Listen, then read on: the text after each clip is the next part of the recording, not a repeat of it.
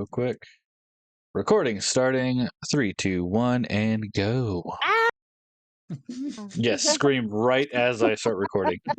Good. Great. Love it.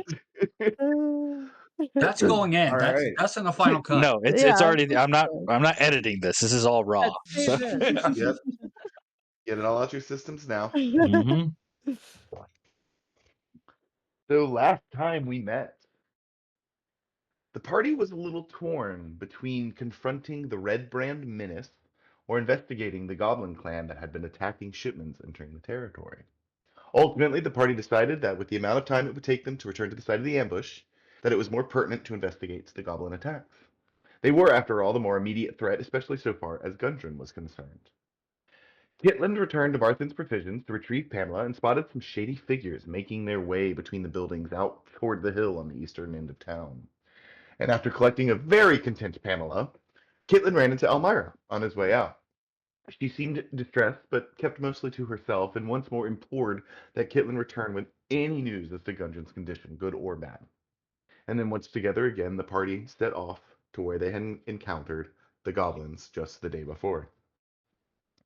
The ambush site was easy enough to rediscover, and it was actually Domik who found the game trail leading away from the ambush site deeper into the surrounding woods. Along the trail, the party was momentarily stalled by a few traps set by the goblins before eventually coming to the mouth of a cave in the mountainous landscape. Two goblins were laying watch in a briar patch to the approach and as Bernie attempted some druidic magic to suss out any watching eyes, the goblin saw her and attacked. One was slain, but the other was able to get away, seemingly warning of the party's approach. However, there was no counterattack. And after waiting for a brief but tense moment, the party eventually started to make their way inside the cave. However, they were met with a powerful wave of rushing water as the entire cave expelled this massive deluge upon the entering party members. Thinking quickly, Bernie was able to summon vines to hold her allies in place and keep them from being tossed back by the rushing waves. Without knowing the swell's source, the party bravely ventured a little further into the cavern. Stars illuminated their path with colorful, shimmering orbs of light, and they discovered a small antechamber or cavern just off the main entrance of the cave. Inside were two young wargs who both appeared malnourished and mistreated. Bernie was able to calm one of the beasts that was held in place by a long chain attached to its throat, driven into a peaton into the stone walls. Uh, and despite all of Domic's protest, Bernie even dared to climb inside the small cavern where the beasts were held. And as she did, another rushing sound began to fill the party's ears as another wave came crashing through the dark cave tunnel. Um, this is where we begin, as you are all standing kind of in the entrance of the cave, just daring to enter inside. Bernie has popped up inside the small cavern, and you can see the two glowing orbs of Staris's dancing light cantrip that she had cast to kind of illuminate a part of the cavern as you went inside. Um, as the rushing wave of water kind of rounds the corner out of the darkness into the light cast by Bernie's dancing lights, and you start to see this huge just wall of water making its way towards all of you. Um, I'm gonna need everyone to roll initiative. Oh, All right. First roll of the night. Here we go. Click your dude. Okay. I always roll so poorly on initiative. Let's see how it goes. Wow, Ooh. Joe. All right. Okay.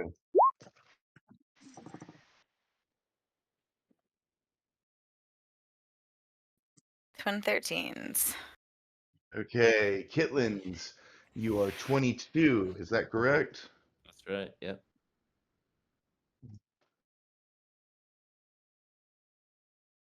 Okay, then we've got Q is at 14. Staris and Domik are at 13. Domik has the higher initiative, so he goes first. There, Dex. Uh, Yeah, I'm Correct. assuming Dominic's dex is higher since he had the higher initiative bonus. Yeah, I'm. Uh, Yeah, I got agreed. a 17. Okay, and then Bernie, you've got the rear with 6. That's right. All right, Joe, you actually are able to go before the water hits you, reacting so fast to the impending threat. What do you want to do? Where you're standing right now in the water, you are considered in difficult terrain. There is a ledge just to your right that you can see Staris standing on. Mm. And based on seeing this last time, um, I've probably only got time for about like one action, right? You can take your full turn. So I actually have the just mechanically I have the water trap activating on initiative round 20. So you hear this and see this coming so fast, you actually get to take a full turn before anyone will need to deal with the water trap just because of how quickly and how highly you roll an initiative. And Gotcha. Joe or Kitlin, let me ask you this. You have dark vision, correct? Yeah, superior dark vision, so Up 120 to feet. 120 feet. Roll me a perception check.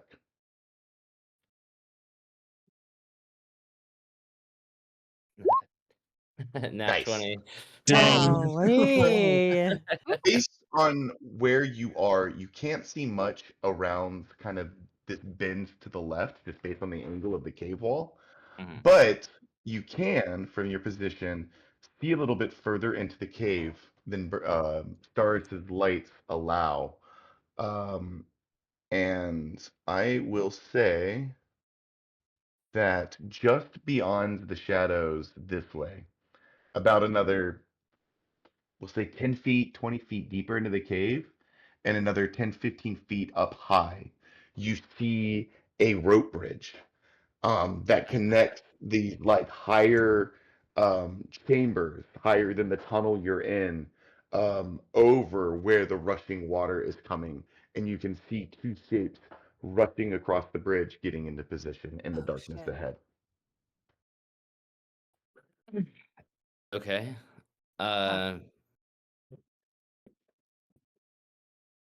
Okay. I would like to pull out my pre-prepared whiskey-soaked arrow, Okay. and with my tinderbox, light the tip of that Okay. and I will say that that's kind of a lot to do is that in a a whole turn. action to light it? So that might be an action because you're having to like pull out like a piece of flint to try to like light the tip. That might be your action to light the tip of that arrow. Hmm. Okay. In that case, And the water is about to like yeah, hit you all in and the face. yeah, in that case, I'll just do a regular arrow, um, at the rope closest to us on the rope bridge. Okay, Ooh. so you're going to attempt to attack the bridge you can see in the darkness. Yes, All right, I'm go going for ahead that and sniper shot on the rope. roll me an attack roll with disadvantage because even though you have dark vision, it's still dimly lit and hard to see. Okay, just sharpshooter helping me at all on that one? Um, Sharpshooter prevents attacks in cover, not necessarily from lack of light. Okay. Uh, all right, so nat 20 and Oh Oh my my gosh. god. and and a 23. Joe's dice are rigged. Dude. His What? dice are rigged. He's got some sort What of did you hack. eat?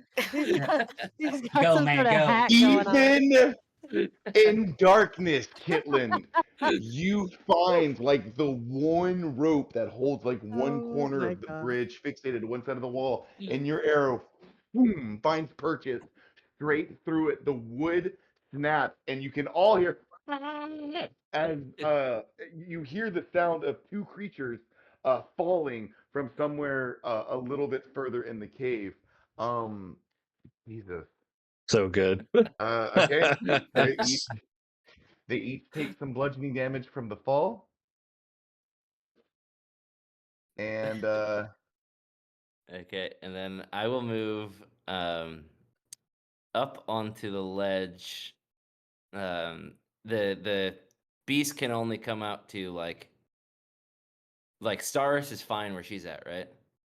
um, it Or looks like all of you might be affected by this. So if that I was if I 5, move to right 10. here, can the lion thing still get me?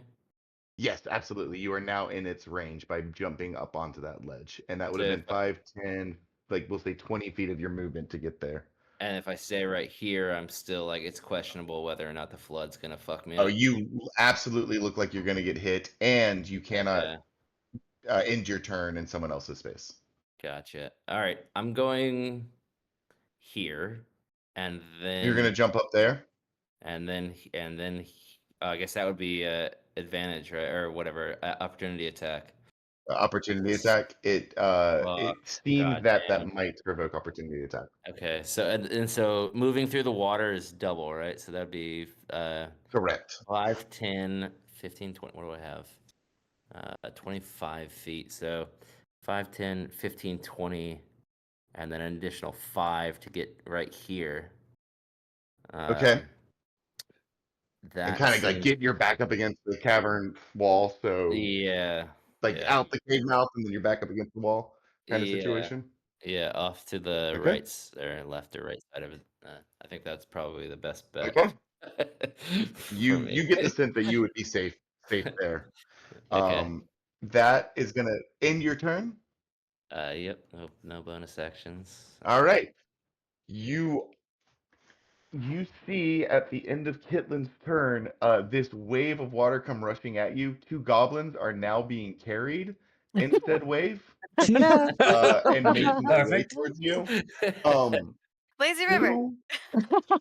two, before anybody does any saves or anything for this lazy river check, um, Gareth, in this split second, Mm-hmm. when the water becomes rushing towards you, do you want to try to hold on where you are, or do you want to hop up the ledge to where Bernie is? Oh yeah, we're hopping up that ledge. Roll Yes. me a dexterity saving throw as you try to hop up real quick. You got it.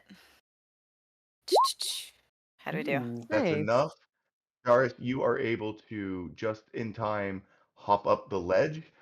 Everybody else except for Kitland and Bernie, because you guys are safely out of the way, roll me a strength saving throw as the rushing water is now slamming into you. Also, as Staris hops up on the ledge, the minute Oh no, ends of Q. the casting time of her dancing lights, and they flicker out, and now both of those areas are Nice. consumed in darkness. Oh god. Oh no, double fives. All right. I'm gonna roll my strength saving throw for the goblins who are also now caught up in it. Pass over tea kettle. Here That we is come. Yep. a natural 6 and a natural 13 minus 1 for a 12, which is not enough. So they also get carried away by this. You all get knocked back all the way down here, and you will all take 3 points of bludgeoning damage. The No. goblins, as they come tumbling like into you guys, look bloodied and mangled and really fucked up. Um, and are now and like went from like an advantageous like stealthy position where they could ambush you once again, and have now like Ah, tumbled through the cave and are like amazing. winding up in your lap. All of you are prone, also, by the way, except for you, Kitland. Obviously, you're safe. So the two goblins, Ku and Dominic, are all prone and tumbled back out of the cave mouth. Um, and then it is the goblin's turn because they rolled very high on their initiative. Okay. So these goblins are going to pick themselves up quickly and just start attacking all the people that are surrounding them. Oh Um, god. this one right here is just going to get up, see you standing, Kitlin, and take a slash at you with its short sword. That is going to be a, ooh, not bad, 16 to hit. That hits. You're going to take, ooh, max damage, 8 slashing damage as this goblin comes up and just Ooh. Oh no. slashes up across your chest. Oh my The gosh. other one is going to pick itself up and kind of shift this way and see Ku scrambling on the ground, pull its scimitar out and attack you while you're still trying to get up, Ku, with advantage since you're prone. Yep. That's not as good. That is only a 14 to hit. If it meets, it beats. Okay. Ah. And then the lowest amount of damage I can roll, so it's all Yeah. balancing out. 3 damage to you, Ku. Yeah. But babes. What are just small children? Oh, is it too much? Have mercy. We will survive. I Another don't know who goblin this comes is. running out from the shadows, Oh shit. Right. and another one comes running out from the Right. shadows. Yep. We've got company. All right, and that is the end of the goblin's turn. 2. That brings it to you. All right. Oh, let me stand myself up. Half movement.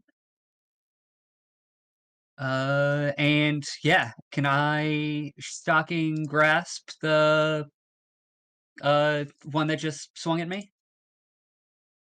Yeah, you standing up first, or are you Yes. attacking from prone? No, Okay. I'm standing up. Yeah. Yep, you get up. It takes a whack at you. You're able to kind of roll out of the way as it just nicks you, and you get back up really quick, and you reach out. Roll me an attack.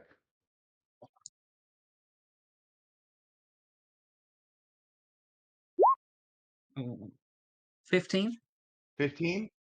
If it meets, it beats. Yeah. Cool. All right. And yeah, I just kind of grasp at his cloak a little bit. Only a little bit. 1 point of damage. Only just a bit. Oh Just no! Yeah, the tiniest amount. you reach out. He like kind of like convulses a little bit as you like send a little sparks with him, and what tiny little bit of hairs he has on his head just stick straight up, and a little bit of smoke comes off of him, and he looks like shocked and tweaked from it. But they're sturdy little munchkins. He's still standing. Cool. And that is gonna be my turn. Dominic, you're up. Stars, you're on deck. And then just a reminder, we'll go ahead and do this now too. Since Staris's light has gone out, this is all kind of dark now. Oh gosh. Okay. Ah. Sweet. All right. Well, I'm gonna take half my movement to stand up, and I can attack diagonally. So I'll attack the guy that is next to Kitlin, in between Kitlin and Yep. Ku, and attack him with my rapier. Yep. Just kind of reach out and just. So here we go. Get Reach out and touch faith. 23 to hit. Ooh. Yeah. That's gonna do it. Woohoo. All right. And rolling for damage. That is 10 piercing damage. With Hey. a single lunge, the goblin kind of has his like back turned to you as it just completed this really nasty cut on Kitland. And with its back kind of turned to you, you just do a single lunge and straight through its back. The end of your rapier comes out its chest through its heart, and you Oh, yeah. pull your sword back out, and the goblin falls into the river dead and just begins floating past your feet. Yeah, that's what you get, you son of a bitch. That's what you get, you son of a bitch. Awesome. Dominic, anything else? So I have 15. Is this still tough terrain out here, or is this just shallow water?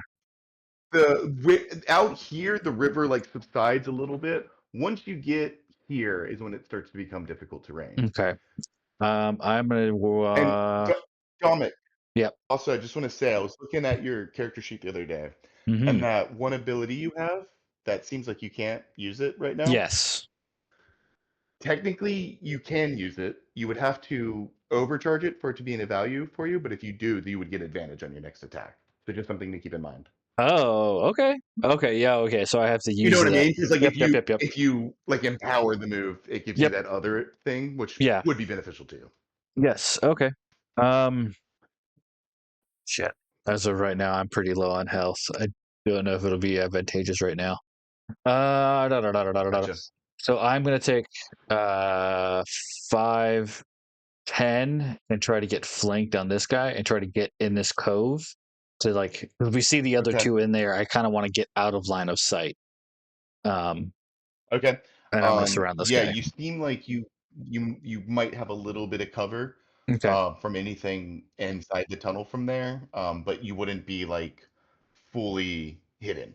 No. I'm just trying to like kind of get my back up against it, kind of get surrounding, and I saw that those other two were there, and I'm kind of like, okay, where's my advantageous place I want to be? Right. So Gotcha. yeah, All I'll right. move here and kind of just like get into attacking position. All right. That will bring it to your turn, Staris. Staris, you're up on a ledge. You're about 5 feet off the ground from where like the river area is. There's like a little like 4 foot, 5 foot ledge you had to kind of hop up to get up here. Your lights have just gone out, so the cavern you're in is now plunged in darkness. You can hear the sound of two large beasts, which sounds like they're like just about to And get into a really bad fight. she had And then like you can seen them also too, right? Yes, you have. Yes. They're like Okay. the size of lions, but they're more dog-like in features. And then down in the path below you, where you just jumped up from, you see two more goblins like rushing along that little walkway, kind of making their way to the mouth of the cave, and they kind of like almost stop in their tracks as they see you. What do you do? Ooh. Yeah. Gonna try to make some friends. um. All right. I think Staris is just going to be like, well, here goes nothing, and jumps kind of down into the pit as she does.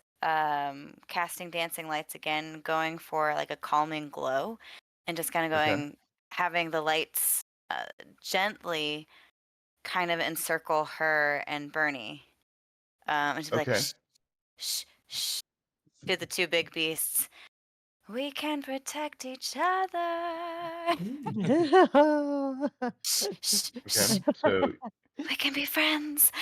Trying you to just see if they can react positively. If she might take a step. Let's see, because we didn't clearly see the interaction with Bernie and the beast, did we? I'll say no, not really. Okay, then I guess just kind of be in a very neutral posture, kind of offering a hand of sniffing the one nearest her. Okay, so you've cast dancing lights again on yourself to kind of illuminate the area, and you are Yeah. you're seeing the bees start to quarrel with each other, and you can see where Bernie like is kind of in a position where she had been like working with the animals, and then the sound of the water caused them to kind of like turn and snap on one another. So you're jumping in there to try to like be like, whoa, hey, calm down, Like, basically yeah, with these animals. basically, yeah. Okay, roll me an animal handling check. Please be good. Hey, 17. Not bad. Yep. Um, uh. What else would you, before I tell you if that resolves, is there anything, that was your action, is there anything else you'd like to do with your turn? Well, no, it was your action to do the dancing light, so Right. we'll say this was your action and bonus action. Is there anything else you'd like to do with your turn? Just look really adorable and give big puppy dog Okay. eyes. Okay. You kind of, Stark, you hop up onto the ledge, you see these goblins kind of like make their way just behind you and notice you, and you turn your back on them and put your attention on these animals and try to get them to calm down. A process that Bernie has already started but was interrupted by the sudden sound of the rushing waves. And as you and Bernie begin working together to calm these animals down, the warg that initially looked incredibly violent towards the other one, this one began to look incredibly violent towards the other one. It is now the warg's turn. It like snaps at the one back in the corner, which seems much more timid and a little bit smaller than the one that is snapping at it. This is the larger one, but you are able to get their attention and settle them. And now the bigger one is turned its attention, is looking on you and is not attacking the other one. But they do appear, um, I don't want to say tamed by you guys, but you have their Right. attention. Okay. Okay. And they are not, they do not end up fighting with one another. So you Okay. are able to prevent them from getting more violent with each other. So that will be the end of the warg's turn, as they now kind of like one kind of yawns, the one that was aggressive, and begins to like kind of circle and like plop down a little bit. The other Cyrus one yawns still looks back. really the other one that was backed in the corner still looks incredibly timid and is like shaking and like curled up as close to the wall as it can be. Bernie, that brings it to your turn. Okay. All right. So Bernie still has the rations in her hands, and Okay. she's watching these two goblins come in, but she sees what Storis is doing, which is kind of continuing the work that she was already doing with the beasts. And so she's You gonna both can see that each warg has like a big collar on its neck, like an iron collar. It's not locked, it's just like fastened. And then it's attached to a chain that leads into like a spike driven into the ground. So they're both like chained in place. all right. Hmm. Um okay, Bernie, with the rations in her hand, is going to, for now, ignore the goblins, and she's going to walk towards the larger warg, crouch down, and Okay. walk slowly towards him. With her other hand, she's going to pull out the piece of the kind of grass bracelet that she's been working on, and she's going to tie it around a little bit of fur and a piece of cloth that comes out of a pocket, and tie a little bow with it. And she's going to walk towards the warg, slow, say a little prayer into the cloth bundle, and try and cast Beast Bond onto the larger warg. Okay, so Ooh. the more aggressive of the two wargs. Yeah, the one that she already kind of developed a bond with a little bit, and like Yeah, was definitely. trying to get friendly towards her. She's got the food in one hand, she's got the little bundle of cloth and you know, fur and everything in the other, and she's kind of reaching towards it with that little bundle.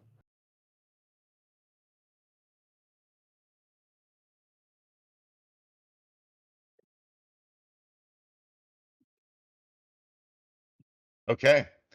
Um, do this for me. Mm-hmm. Because the spell dictates that it's one beast that is friendly or charmed by you. Mm-hmm. Friendly to you or charmed by you. This beast is not aggressive with you right now, but to Mm-hmm. say that it's friendly with you because this is a mistreated animal, you've been Yeah. able to give it some Mm-hmm. morsels and keep it calm, Yeah. is a bit of a stretch. So, you attempt to reach a connection with this beast. Roll me an animal handling check with advantage because you have already established connection with it and you have Staris there helping you. Okay. Let's go. Let's go. Yep. Okay, Okay. 17, not bad. Okay. Oh, 21. 21! Let's Hey. go! Yes. You close your eyes, you can hear the goblins like and like kind of minion shrieking at one another, and you block your mind out to the danger behind you, to the threat behind you, and you try to link your mind with this warg's mind, and after a minute, you hear hurt, hungry, restrained, and like pulls at the chain on its neck. And you hear your mind begin to connect with the warg's mind Can I, Nice. as your beast mind yeah! establishes. Can I respond? Yeah, I'll say you have like you can like a brief response. Just Okay, enough time. okay. Yeah. I know. We're gonna help you. They're the bad guys over there. Let me get you free. and then Bernie's gonna move over behind the warg to where the chain is connected into the ground or Okay, into the roll me a wall. quick investigation check, and then this will be the last thing you do. Okay, on your got turn. it. Yep. 4. Okay, you look at the chain where it's driven into the ground, and it's like the way the spike was driven into the ground, it was like driven through the chain link. So unless you can like pull that bit Mm. out, you don't know if you could do it through the spike. Um, and then you look up to the collar. You can't really get like a read on the collar. You don't know if it's locked or anything, but you figure it's either the collar or the spike, and you know that the spike you would have to physically pull it out, and it looks like that would be a really, really challenging task. Okay, So that's what you get with a 4. got it. Yep. Okay, cool. Am I able to move All like right. beside the warg, or am I no? Because that's the big. Yeah, because you're in combat, like you can Yeah. get like really close, and I think you're in range. Like with you could like manipulate either thing, but I don't think you could like move further into Cool. the Okay. cave Great. because of how much space they take up. Got it. That will bring us back to the top of the order. Kitland, your go. Oh, bad crack. I'm bleeding out over here. Oh no. Just spilling blood out of my chest. I'm going to go 5, 10, 15, 20, 25 over to Pamela. I was And actually going to say, Kitland, that at the end of the rounds, Pamela would have probably noticed this and like started to like belly crawl under the brambles a little bit to just sort of get out of the way. Obviously, having no effect on her very thick, um, sure. like All right. dinosaur hide. Well, I made it to where But she you can was. still go that way. But yeah, Yeah. you see her like just being like "Rrr," and like scooching underneath the brambles for cover. And that is the end of my movement. This guy seems good, so I'm gonna go try to. I'll ping you here real quick. This guy. Okay, yeah, you have line of sight, especially now that Starith has illuminated the area again. You have line of sight Nice. of both of those goblins making their way out. Hell yeah. With the superior dark vision, does that get affected by like light and then into dark, or is it still just? Can I still see everything I saw before?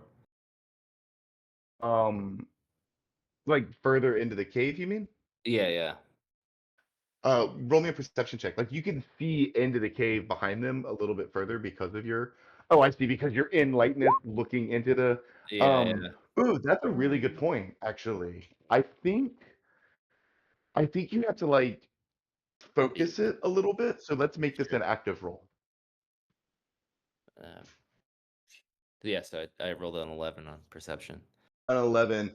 It you can see a little bit further into the cave, but because it's so bright out here, it is hard to focus further on. You don't appear to see anything else. Gotcha. Okay, I'm gonna take a shot. However, I'm a gambling man. I Nice. am going to use what is it? What feature is that? Are you I'm doing gonna take the the one in the minus back or the 5. one in the front? The one in The the front. sharpshooter. Yeah, I'm gonna take Okay, my cool. minus 5 to it. All right. Let's see, Straight gambling man. roll. Good. Not great. And you -5 from that? Yeah, Yep. yeah. So, Your arrow goes in and you're still adjusting your eyes and yeah, just sails past them and does not find purchase. yeah, yeah. Well, a 12 wouldn't All work right. either. So we. All right. Anything else? That is all I can do. That's gonna bring it to the goblin's turn. Oh dear. This goblin, Staris, is going to attempt to grapple you. Get out of here. What we are going to make a contest. You can roll either athletics or acrobatics, and I will roll athletics. Athletics or acrobatics. I will go with acrobatics. Don't touch me. Oof. Shit. 7. Or maybe do. Or maybe do just a little bit. I just rolled a Well- natural 20, Oof. Oh man. Let's but it is go. -1 for a total of 19. Thankfully, it wasn't an attack; it was just a grapple. So what this goblin is gonna do is like reach over the ledge and grab your ankles and just pull. And instead of grappling you, it's gonna basically use the shove action to knock you prone. So it just reaches and grabs your ankles and yanks them out from under Oof. you and starts. You just fall Crap. flat on your face onto the ground as this other goblin uses 10 feet of movement speed to take advantage of your now fallen position and strike at you while you're on the ground with advantage. That's Oh, what a, That is What a- gonna be what a bad goblin. a total of that's a dirty 20 to hit. Oh Oof. yeah, that's gonna leave a mark. That's Oh. 4 damage slashing. As they attack and you kind of again do the thing where you just like roll out of the way a little bit, it just misses you and barely nicks you. And that is going to be their turn. This one is seeing itself surrounded Mm. and is like kind of panicking. It's just going to sort of swing we'll say it's going to take a swing at you, Dominic, after you just murdered one of its friends. Fair. That is a 17 to hit. rolling Because really I good, guys. have well, that meets it. Well, I have defensive duelist, but that's a 17, so it meets beats. So you're good. Go ahead and take Okay. the attack. Okay. That is going to be 6 slashing damage. 6? Fucking Oh. shit, dude. God. All right, I am I'm rolling so good. So sorry. bleeding from the mouth now, and there's now a wound in the middle of my chest. It's just like pouring blood out of it. Shit. Oh no! All right. Put pressure on it. That is the You can't see anything. end. Shut your Oh. mouth. Never mind. No. Don't bicker through the cave. Hold on 1 second. The cave. The cave. The The cave. Yeah, cave. yeah. Oh no.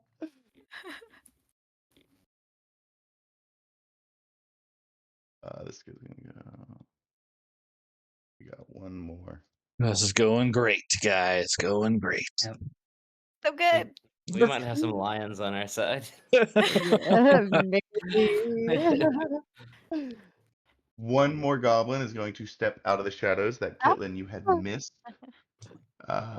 Anyone have any good berries And left? it's gonna pull out a short Actually, bow yes. and take a shot at you, Kitland.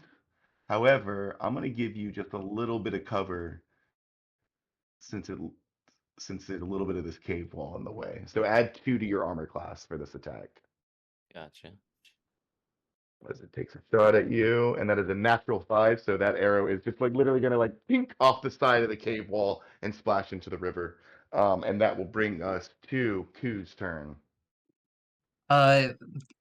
Everybody out here is so bleedy, and I So am not. bleedy. Q is not keen on this. So one more time, I'm gonna try and get this goblin away from me, and as I sparkle fingers him. Sparkle All fingers. right. Does a Yep, 16 you hit? hit Yes. all of them that time. All right, perfect. All right, there we go. My So, fingers just weren't in the right places last time. I think the first time too, maybe it was just you were scared, timid about the attack, whatever. But it was kind of just like a finger, like you didn't really fully commit. This goblin is soaking wet still from being splashed by the wave, so you go full palm to chest this time, and he just and like smoke from all of his ears and nose and out of his eyes, as his eyes like start to like bulge and then eventually pop and explode in his own head, and he's dead. Oh. Let's go. Yeah, I'm going But- to move over here and post up next to Domic. Mercenary man, what do we do? And and that's my turn. Yeah. Domic's just gonna look at you Dom- and smile, and there's just blood all in his teeth. Oh, Jeez. Show him what to do, Dominic. You're up. Ugh. Domic's just gonna and just hawk up just like a bunch of blood, just spit it out. Well, let's see what we can do. Dominic, I'm gonna pause you really quick. Yep. Really quick. Just to remind you, Kitlin, you have a trophy. I think you have Bardic Inspiration you haven't used yet. Just to bring that up. Gotcha. All And right. that's Stars, that's a D6 to any attack, ability, or saving throw. nice. So just keep that in mind. You can add a D6 to a D20 roll. Sorry, Cool. take it away, Dominic. Oh, all right.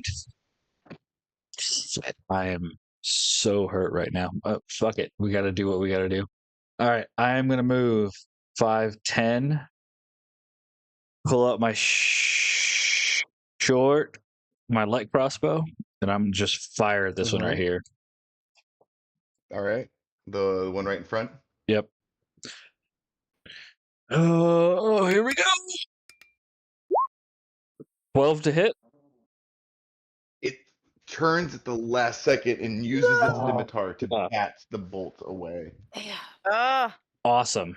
Well, I still have more movement. I will Aragorn, move, your crossbow bolt, man. dude. Yeah, I'm just gonna move Yeah. right here and kind of just post up against the wall, trying to like just get some cover. Getting intense, y'all. All right, it's gonna bring it to Staris, and yeah, Staris, your turn. well, I just got stabbed, right? You got attacked and like nicked as someone like swung at you on the ground.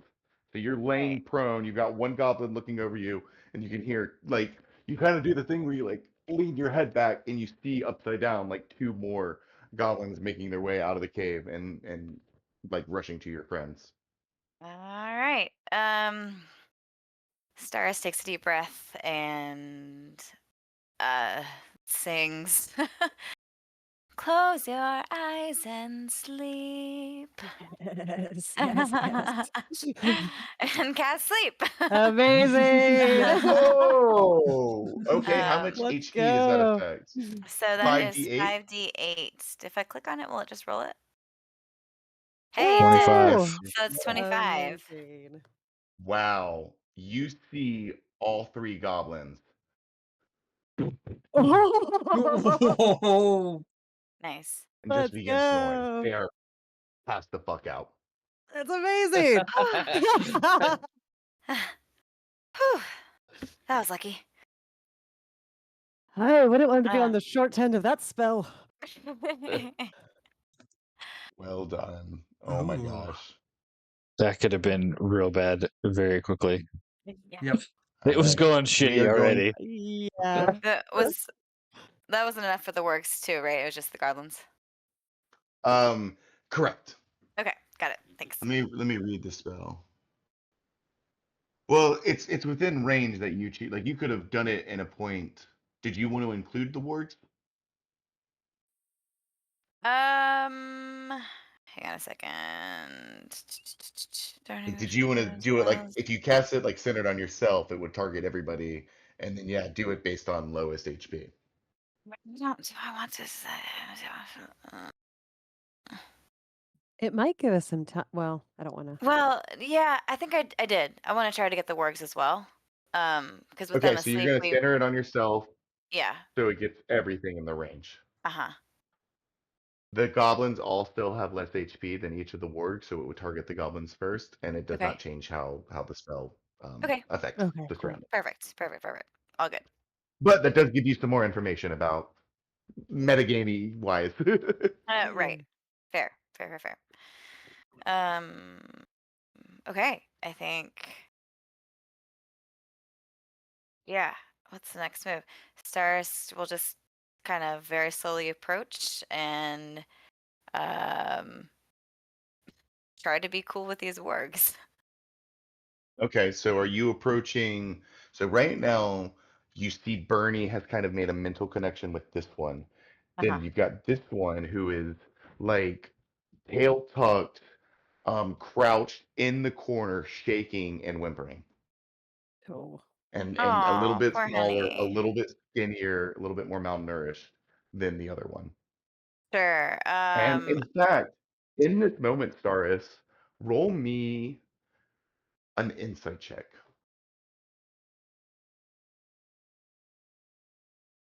Nice.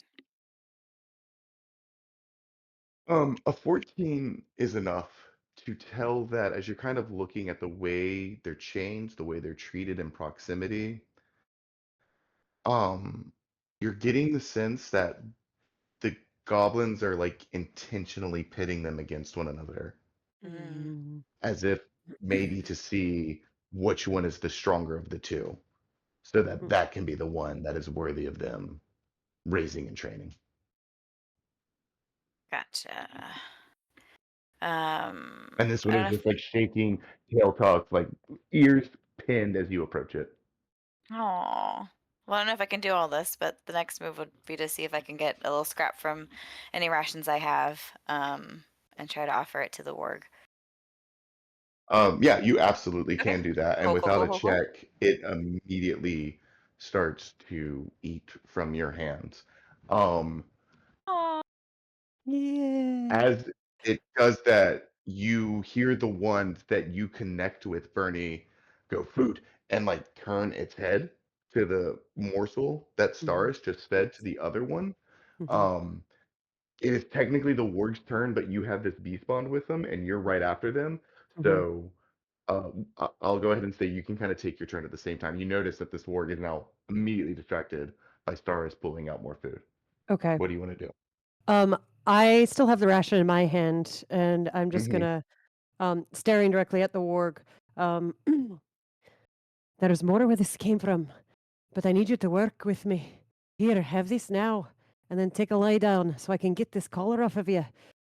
Then we'll take care of those that put you in this place to begin with.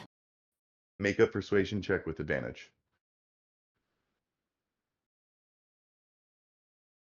Okay, 16. Oh, so close to a natural 20, but 16.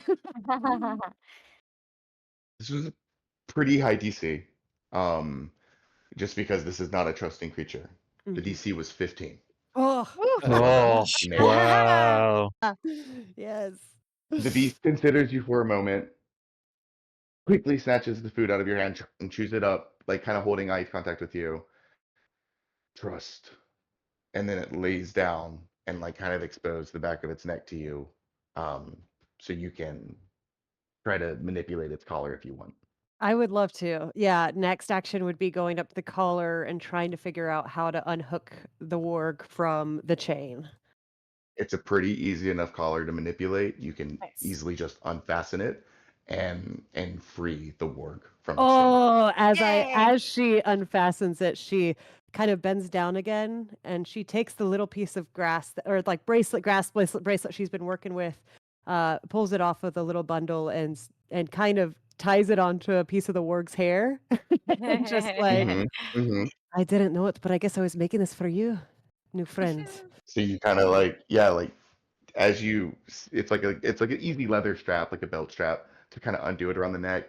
But you can see as you do it and take it off, like there were little studs sewn into Oof.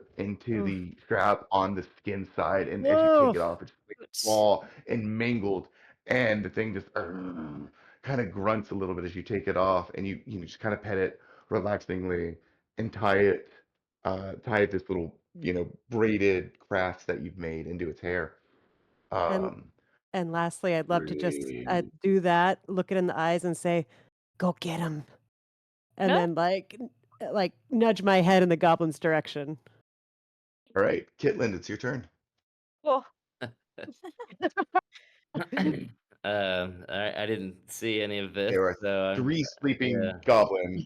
You do see Uh, all the goblins just like pass out though onto the grounds.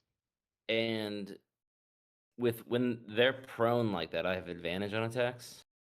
Is that right? So with ranged attacks, because they're prone, you would actually attack with disadvantage. But if you were doing a Disadvantage. melee attack on them, that would be with advantage. But Gotcha, good to but know if because ever someone is like, But then sharpshooter oh, negates sorry, that, go is ahead. that right? Ooh, The let me check the wording of sharpshooter really quick. half cover or 3/4 cover. Yeah, it's not cover. It's just they're just making themselves a smaller target. Okay. All right. Hmm. Well, in that case, I'm just gonna say I'll shout over to Ku. Ku, can you make some fire happen? And I'll pull out the whiskey-soaked rag, unlit, and I'm just gonna Okay. fire it into the pile. I guess I'll aim Okay. at the first one that, I'll aim a little north of it to just try to light that motherfucker up. Okay. Okay, So, cool. yeah, Roll me an attack with disadvantage.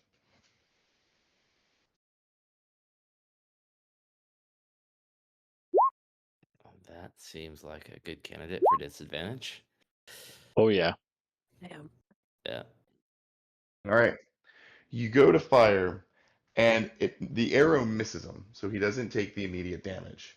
It does, however, kind of shatter and splash. Uh, we'll say it sails over him and it kind of splashes the one behind him. Because you didn't hit any of them and they just got splashed with like a little bit of moisture, it's not going to be enough to wake them up. And none of them are going to take any of the direct damage they would have taken had you hit them with a Nice. poisoned arrow.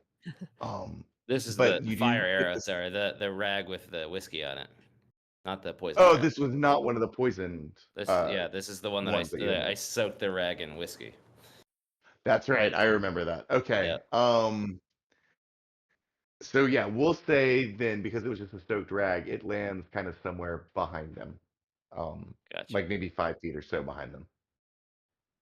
And there is like it's starting to drench that spot. Now that spot is also kind of wet, so who knows how effective it may be, but that area is beginning to kind of puddle and pool with some of this soaked whiskey. Gotcha. Okay. As I am nearing death, I'm gonna go spend my last few minutes with Pamela. So I'm gonna go 5, 10, 15, and try to coax Pamela out of the woods. Pamela. Yeah, she comes out. She like sticks her head out a little bit and like kind of begins licking your bloody wounds. Oh, Oh. it's a good girl. Yeah. All right. That'll bring it to the goblin's turn. They're sound asleep. Do they make any rolls or does it just last for a minute? Let's take a look. Unconscious. Just Skeletons begin to lasts take for a damage or minute. someone uses an action to get hit some total points. And range. Yeah. Just last unless They're you hit just, them yeah, or use an right. It action. Unless just you wake them up. lasts for a minute. Yep. That's amazing. All Go right. sleep. So Go they sleep. skip their turn. Two, what are you doing? Go to sleep, go to sleep, go to sleep. Uh, let's see. 5, 10, 15. What am I doing? Probably still posted up against this wall. I Mhm. think I'm gonna reach into my pouch and eat the good berry that I have Okay. and just kind of Nice. collect my existence here for a moment. Okay. We're having like existential crises Yeah. outside, and the girls are just Yes. like playing with puppies.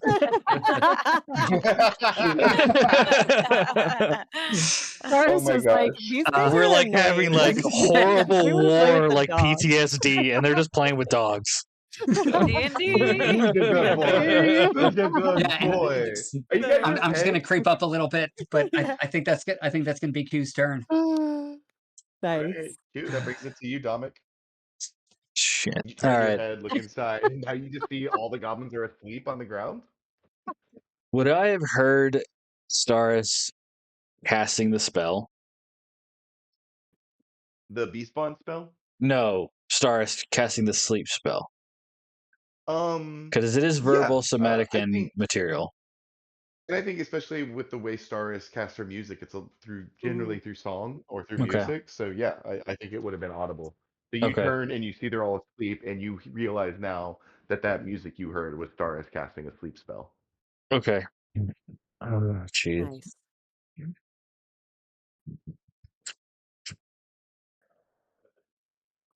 Do I want to take advantage of this or not?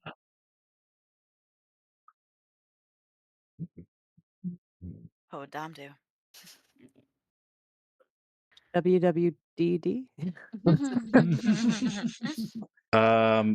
Yeah, I think Dom, knowing that they're asleep, he's fucking just bleeding out right now. I think he's still soldier in him would go in there and take care of business. So I think he's going to move 5, 10, 15, 20, 25 and probably make a rapier attack at this one that's laying on the ground and just kind of just stab his rapier through him. Woo! Roll an attack with advantage. So perfect. So you guys see the goblins there. You see Dom just kind of trudge in, just holding his gut. He has like this horrible wound, just bleeding out, and he just pulled his rapier out. Kind of looks at you guys and just stabs the one in the head. You said advantage, right? Oof, that was bad. You see the river behind Domik, like There we go. the creek, turning red because of how much blood Domik is losing. Oh no. 21. Roll your damage. Hell yeah. 9 points of piercing damage. I just like stab him through the skull or right through the chest.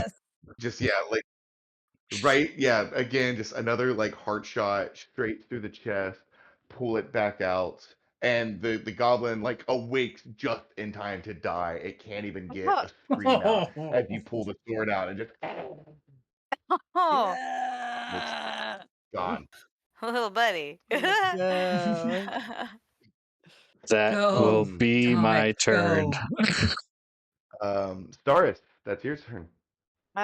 Wards are on deck. I will be right back. I'm gonna go Yes. say goodnight to my kids. Cool. Cool. So Stars had given food to the one warg it ate out of her hand. Let's say she tried to The like shy bashful one.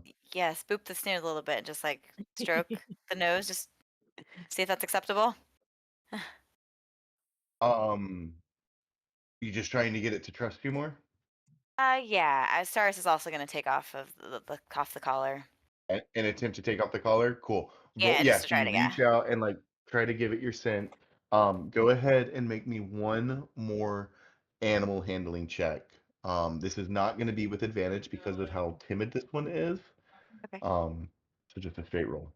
All right. It's okay, little one. Oh, that's a 6. It begins like whining really, really, really loudly, and makes like a kind of like noise and like backs up even further. And the noise is so loud, I'm gonna roll for the goblins to see if any of them wake up. Because you know, keep it Whoa. It's okay. So this is just gonna be a straight D20 roll for each one. Okay. On a 14 or higher, they wake up. And I'll roll it in I'll roll it in here. You can all see it. All right, this is the first one. A 14 or higher, they wake up. This That is the second one. Oh shit. The one in the cave begins to stir, still prone, and you see it start to wake up. Oh. Ruh-roh. Okay. That was your action. It is too afraid of you right now to be able to interact with its collar, and is like fighting to stay away from you. Okay. Dang. Not your Well, fault, Stars. It's just no, it's been beat up. It's gonna take more time than these 6 seconds. that's fair. That's fair. Well, I guess that is my turn. Okay. No bonus action or movement. No. Okay. Yes. That will bring us to Question mark? the ward's turn. Was that a question for me? Oh no. This warg leaps over you, Bernie, at the one that is waking up. It is Pick 'em, boy. prone, so it's going to attack with advantage. Amazing. That is 2 15s that I just rolled. Let's go. Mm-hmm. Natural 15, so it's gonna hit. This is this one lands on top of the goblin, and before it can even get up, this warg has it pinned, and you see it just bite its throat and rip like out a whole half of its throat, its whole neck just like goes sideways as that goblin is done. Mm. Oh, that a boy. Um, Oh my. completely eat that one. And just its whole snout is bloodied now as it just begins eating this goblin. These things have basically been starved. The other one is pulling so hard now and is so afraid. Let's see if it's well, I shouldn't have done that with dickhead. Okay. This one is pulling and freaking out so much, the one in front of you, Stars, that you see the spike begin to like Ooh. pull itself out of the ground a little bit. Oh. That is gonna bring it to your turn, Bernie. Okay. All right. Barney is going to look back at the other warg and see that Staris is kind of working with it, so she's going to stay out of that one, and just give Staris a little encouragement. You know, you've got this. It'll take a little bit of time, but I think between the two of us, we can get this beast free. And then she's going to turn back and just like, it's almost like her eyes light with this weird sickly dark yellow green, and she gets this look of just rage on her face Oh. as she Ooh. looks at the two wargs that have been so mistreated, these poor animals that have not had any hope for so long. And she kind of she nudges past the warg next to her, and her hand outstretches towards the remaining goblin, and she just stares down at it for a second and places her hand on the goblin's head as it sleeps, and she's going to cast blight. Or I'm sorry, inflict wounds, sorry. Okay. Blight.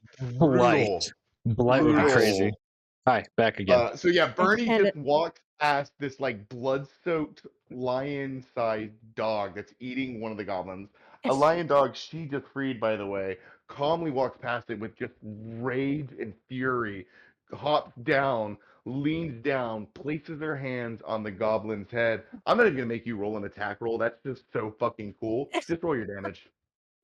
Let's Yeah. It's a sleep. You're not missing. Like oh, it kind of like rolls over and it's like, "Ah, that's right." amazing. It's still a lot of damage though. Even half damage is yeah. Yeah. How do you want to do this? Damn. So Bernie just with rage in her eyes and her eyes glowing of sickly pale green, her hand reaches out for the goblin, places it on his forehead, and while he sleeps, she leans down towards his ear and says, "If you want to fuck with Mother Nature, do it in a different way." And then and just her hand lights up with the essence of just green and darkness, and this strange sickly spell spreads into his face. Ugh. Yeah. Mother Gross. Nature fucks with you, bitch. And What? he is dead. Fucking crazy. We are slowly going to come out of combat now, as there don't appear to be any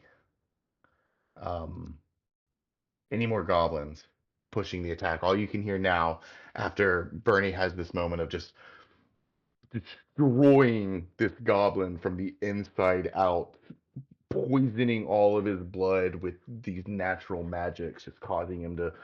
And as he dies, he literally begins decomposing almost immediately as you start to see like fungus and mushrooms like grow out of him. Mm.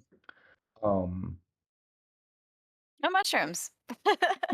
Yeah, we're The feeling. the one warg, you can kind of hear the sound of the warg just like chewing away, and occasionally like snapping a bone out and chewing on it. And then once the warg has kind of eaten its fill with the goblin, hops down, walks past all of you, and starts drinking from the stream. Nice.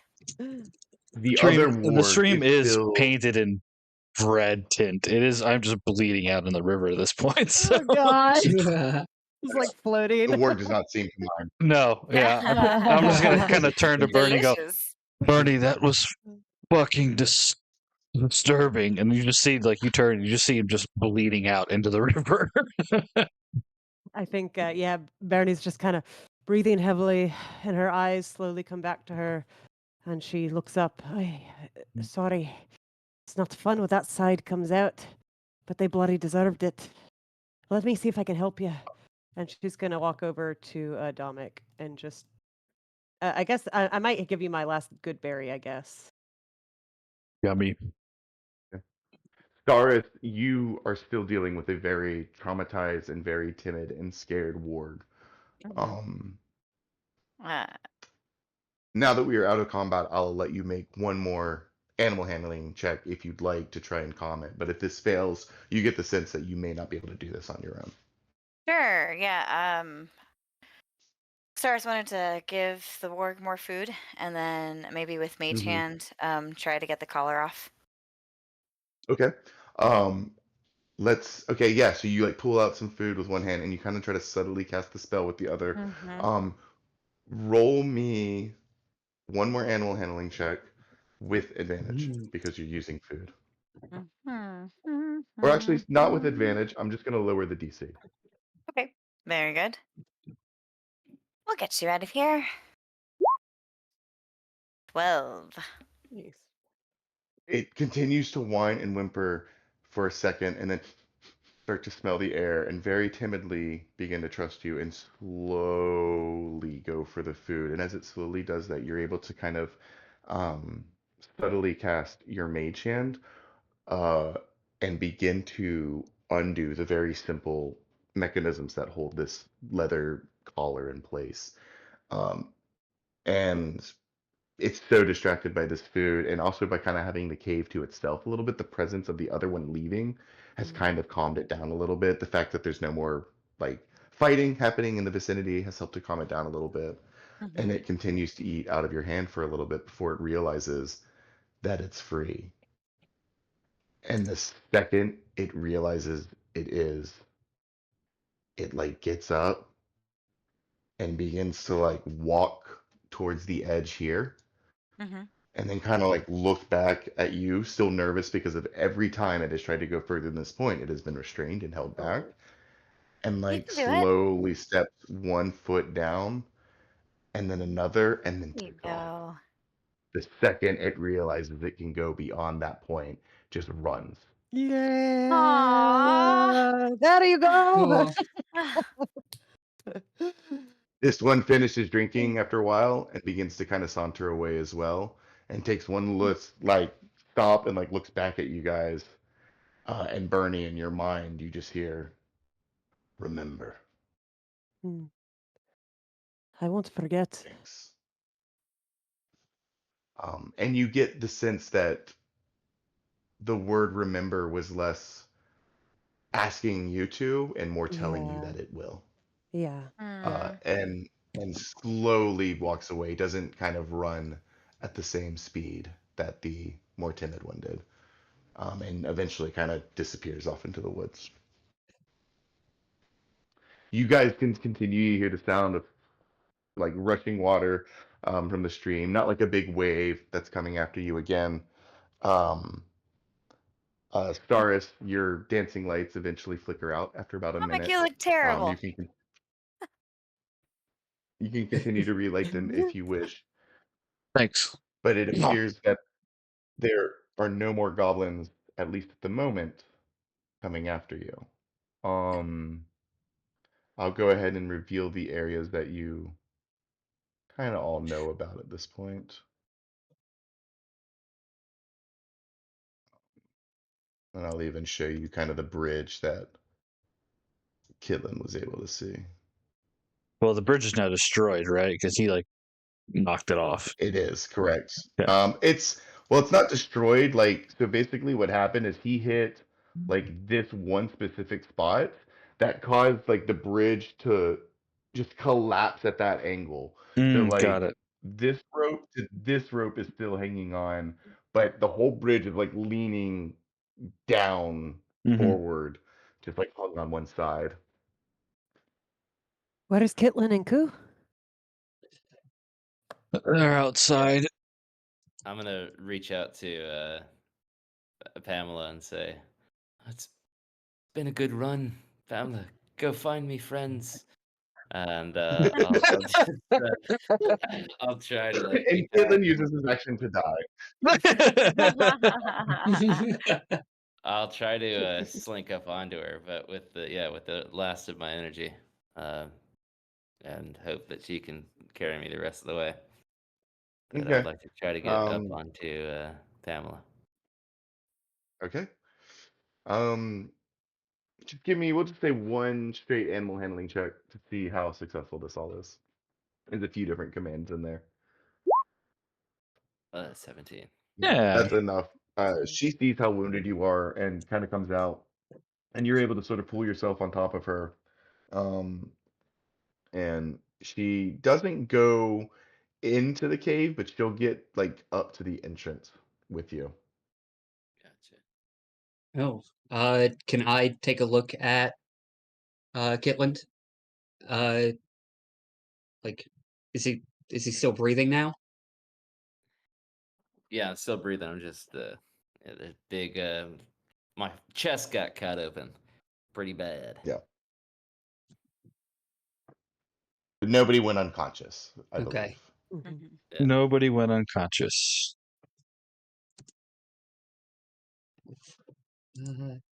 I wouldn't be opposed to a little break to catch our breaths.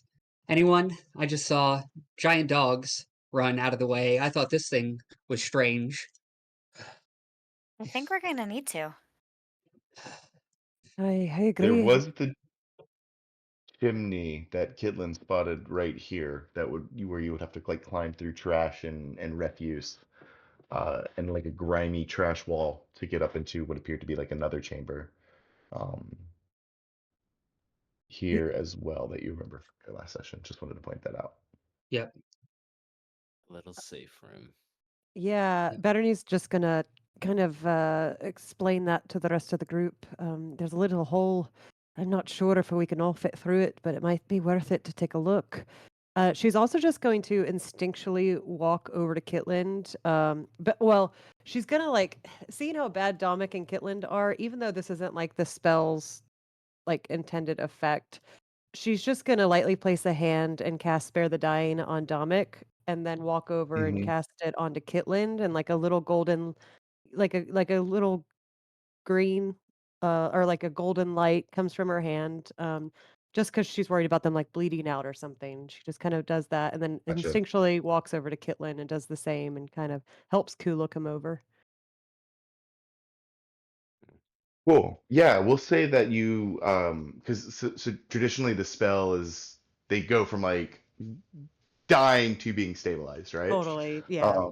So yeah, we'll say that through the use of like practical means and with kind of infusing it with a little bit of the spell, you're able to help both of them kind of stop their bleeding, um, and kind of just Cool. take a moment to patch them up. And you can do that relatively quickly. But it will say it might take like 5 or 10 minutes. Um, so while Bernie's doing that, what do the rest of you want to be doing at this time? I think Dominic probably would have, after that Spare the Dying, kind of told Bernie, appreciate it, Bernie. I think I'm going to take a seat, and he's just going to kind of like saunter off in here and kind of post up against a wall, probably, and just like Okay. slump over and just kind of take a deep breath and just kind of think about what's going on because he's still very hurt. Right. Yeah.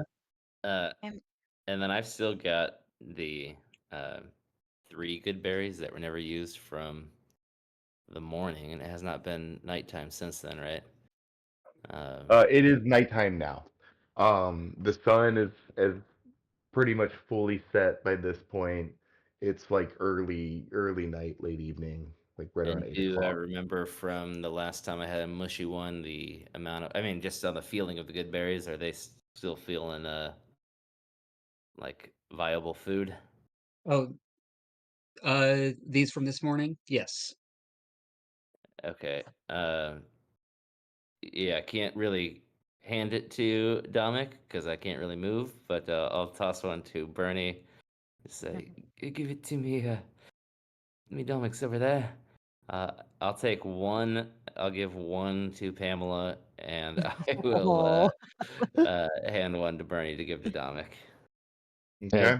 Bernie gave me hers already, so you can just keep that one, Bernie. Oh, okay. All right. It heals 1 hit point, So right? Is that Bernie what takes. it is? Yep. Yeah. All right. Cool. Yes. I'm super full So and bleeding out still. Your belly's like distended. It's I'm like- just distended belly. Now there's just like a little spurt of like a little fountain of blood just going. All right, that is it for good berries over here on me. Yeah. So, I don't ever want to be responsible for 10 ever again. Way too stressful.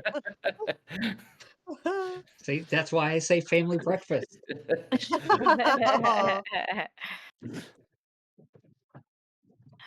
Aw. Maybe we should rest for a little bit. Maybe we should rest for a long bit. Why don't Ku and Kitlin, why don't you two head into the cave? I'm gonna see if I can't scrounge up a little bit of wood and maybe we can make a small fire. Can I sorry, Sean, if you're looking at the map, these things right here, are these like planks of wood? Correct. They're like boards, old doors, all types of like scrap material that the goblins have pilfered, or like old crates that they've broken down to place and flatten out these briars so that they can build kind of like a little blind for themselves to hide in and watch for approaching um, people. Cool. Yeah, I would like to go over to, I guess, the closest one. Hmm. And is it like nailed down or anything, or is it just resting right on top? No, it's literally just like a bunch of trash that's been like jumped on and like stomped into place to try to like batter these down. It was very crudely Cool. done. Yeah, I guess I'll take. What do I got? I will. You could easily gather enough like wood. Yeah, I to just start a want to fire. grab one, and I don't want to use it for fire. I just want to use a little skateboard ramp to get Pamela up onto this ledge right here. Oh, Mm. So gotcha. yeah, Gotcha. I got a rope. I've got yeah. Yeah. I So, think you can like you can find like a couple of boards that you like lay down that create kind of like a step, like a half step for her to yeah, like step on that and then step up. And with like enough coercing, you can get Pamela up into the space here if you'd like. gotcha. Cool. Yeah, we got to watch out for ledges in the future because. Oh my god. There's High quality diet or high Yeah. You guys remember when they never used trinket in Critical Role? yeah. Now we get it. And Bernie, I think if you wanted to pull from that same scrap pile, you could easily Perfect. find a bunch of wood. Yeah, I'm just gonna grab some scrap wood, bundle it and under my arm and take it into the cave. Okay. Into that little cavern that you guys are staying in? Yeah. Okay.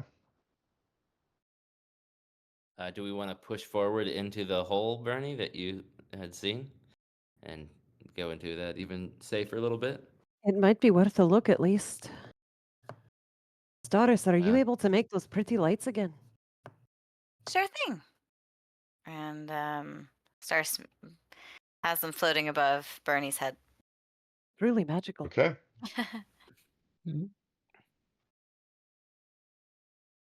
Can I already see into the hole back behind? So what you see is less of so the hole is like up in the ceiling. There is a massive pile of just like gross trash. You see limbs, you see broken weapons, you see waste, just like a whole bunch, and it smells like it's a gross, dirty trash pile. Beyond the trash pile, there's like a wall right here, and you can see where the wall has just been stained from where it looks like things have been thrown down here from a hole like up in the ceiling. So you could like wade through the trash, attempt to climb this back wall, and go through the hole to try to see from where it's being thrown So if yeah, you want. it's not like No. a thing that everybody could fit through. Um, If we cleared it's the it's general. hard it's hard to tell from this angle. It's hard to tell from down here. Someone would probably need to go climb and get a closer look, or at least wade through the trash a little bit and look up to get a good look at it. Yeah, I'd like to go ahead and I'll climb on the trash pile and look in through that hole. Okay. It reeks. It smells really, really bad. Roll me a Constitution saving throw, Kidland. Gross. He's climbing through a Saving poop throw chute. here. What do you expect? The dirty 20. Yeah. Nice. Nice. Kidland, you're old. You've seen a lot of things. You've smelled a lot of things. You're old. You know, just don't think about it. That's your motto. And you wade through it. Doesn't bother you one iota. And now that you get under the hole, you can see it's not too far up, and it wouldn't be too difficult of a climb. Um, Especially for someone like you who spent a lot of time in caves. The only thing that makes it a little challenging is parts of the wall are pretty slick from where all of this trash residue has kind of created like a greasy layer on the wall. You look up, the hole is not massive, but it looks large enough that everyone, with the exception of Pamela, could probably squeeze through it. Even Dominic and Staris, the larger ones. It might be a little uncomfortable, but they could wiggle through. Based on like the trash that's under my feet, does it look like an animal that had like a snow shovel on the front of its head could like push through? You know? Push Very through the specific. trash. Yeah, and squeeze it through the hole and just make her way Um, through it. so I'm not talking the about hole is up specific. in the hole's up in the ceiling, like it's like a chimney. You look up, so like she could maybe clear out some of the trash with some time, but unless you have some way of, even if you had some way of hoisting her up, she would probably not fit through the hole because the hole is like a natural, Gotcha. just So it's like opening in the cave the face. trash isn't blocking an opening. The trash is backed up against a rock No, wall or the something. trash is just all on the ground from where they've just dumped stuff down this chute for so long. So it's literally just like where everything has gone to rest and waste. Well, I'll just yell down. Doesn't look like we can all fit, but I could do some recon real quick. Team. Team. If Well, you how do want Caitlin, you to, feel? I won't stop are you you. okay? Like Yeah. I you was and about to I say, took you're, horrible damage earlier, you're and kind of you bleeding still out. have a giant wound in your chest. I'm still on team break. Can we just catch our breath for 5 minutes? We don't have to climb up any poop chutes. If that's I at all possible. I We tend to still don't agree. know. It's We still true. don't know if there's any more goblins in the cave itself. Like we need to take a break, take stock, figure out what's going on, and try to get better before we go any further in here. I think. I agree. I've been convinced. No I'll There we roll slide go, needed. down. poop mountain. I do want to The poop pull mountain up. will still be there later. I want to pull up that plank that I used to ramp Pamela up and use it to like just cover this opening. I'll help you do that. Yeah. Sideways, yeah. Yeah. To sort of block ourselves into this room from, I don't know, any floods that might be coming. You couldn't like fill the whole doorway, but if you guys wanted to spend like a good half an hour, you could build like a barricade that you could, at least have enough cover to hide behind, um, in case like more creatures came this way. So it would take some work and it would take some effort. And if you were attempting to take a short rest right now, it would prevent anyone from building this from taking a short rest. I mean, So do Unless we? you built I it guess. in- I think I'm trying to take a long rest. Yeah. So that seems kind of worth Oh. it for 30 minutes. And if a flood comes through again, that seems bad for us in this room. Well, I think we're out of. Yeah, we're outside range of of the water. the water range. I think it's Yeah. lower than Yes. that. Yeah, it didn't. Stars and Bernie were up here when the last flood came The through, and it only didn't thing I'm worried continue. about is goblins coming down to check and finding us asleep. That's the only thing that I'd be worried about. Yeah, I don't want to sleep. Let's just.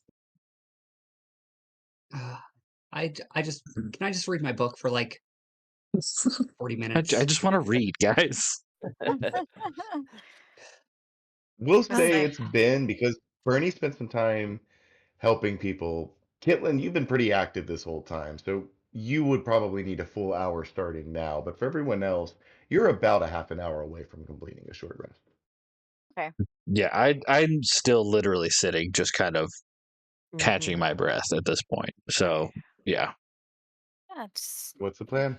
mend our wounds for a little bit. All right. Yeah, maybe we can take a break once we know a little bit more about this place. I'm fine with whatever the team wants to do. All right, same. Agreed. Taking a Yeah. quick Agreed. break. And You're this might gonna give us a attempt chance. to. Sorry, go ahead. Yeah, to see if the water floods again, or maybe the goblins had something to do with that. Or That's good but we don't thinking. know how many more goblins there might be. Why don't you let me sleep closer to the entrance, Q? I didn't take as much of a beating that last time, so I can keep watch. Oh, And I'm just gonna move kind of towards the edge and take a Cool. plop down. All right. And I'll just So you drop the guys all pile just of wood take. that I gathered next to me. Cool. So you all just take another 45 minutes or so to lick your wounds, patch yourselves up a little bit, take stock of the rations you still have left after, feeding so many to the animals. We do have Pamela seems pretty one hit unbothered die. by the whole thing. Yeah, I was about to say, I Yay! might even just have to take that short rest hit die and just use it. Yeah. yep. So we'll say that you begin your short rest. You watch the water never makes any more changes. No more rushing waves of flooding water.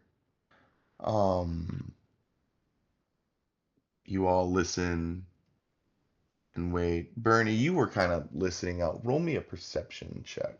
Okay. 6.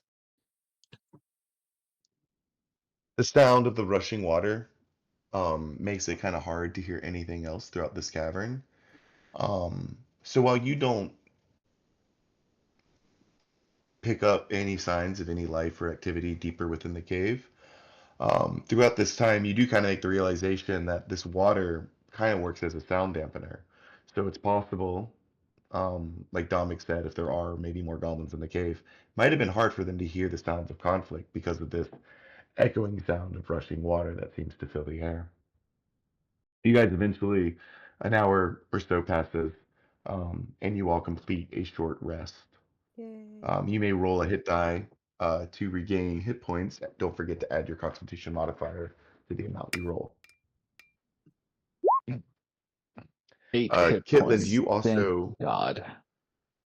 are not. Yeah, Kitlin, you also have a healing potion, I think, in your inventory, in case you'd forgotten about that.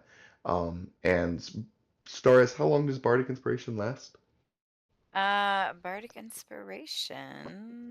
Does it last until used, or does it only last for an hour? For 10 minutes. So your Bardic Inspiration is gone, Kinlan. Yes. Yes, 3 plus con. So yeah, I'm back up to full. I am basically at full. Right. I'm missing 1 hit point, so that's not good. So you click short rest. You click the box for hit dice. Yep, and then there's then going to you be hit a the little. hit, you have to press hit roll die. Okay. Yeah. Correct. yeah. Yes, Mm. Gotcha. Okay. and then it should automatically update your hit points as well. Oh, that's nice. Yeah, so then you don't have to do the math, which is nice. Yeah. All right. Is there anything specific that any of you would like to do during the short rest before we move on? Fashion the grappling hook that I have in my pouch to the rope and that I have in my backpack and hand it to Kitland. Okay. That What is did you easy just enough to do. Say that one more time.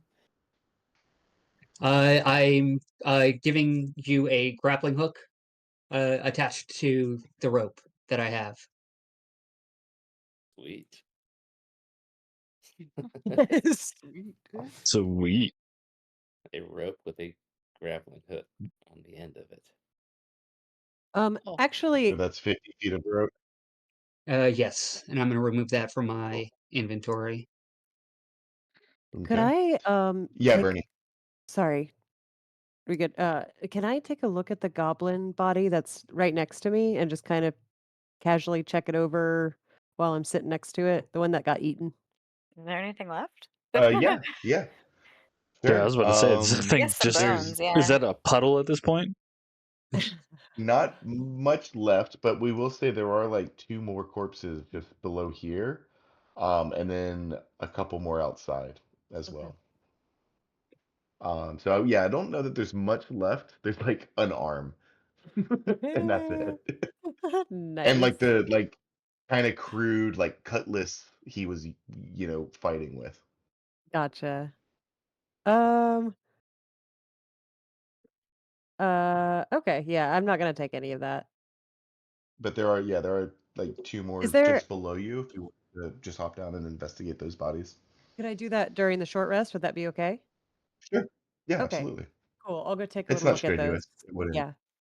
Yeah. Yeah, roll me a quick investigation check. 16. Yeah, you find we'll say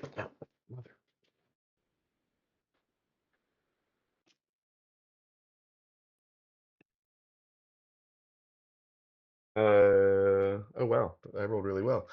You find 4 gold pieces, Nice. 4 silver pieces, and 14 copper pieces between the 2 of them. Cool.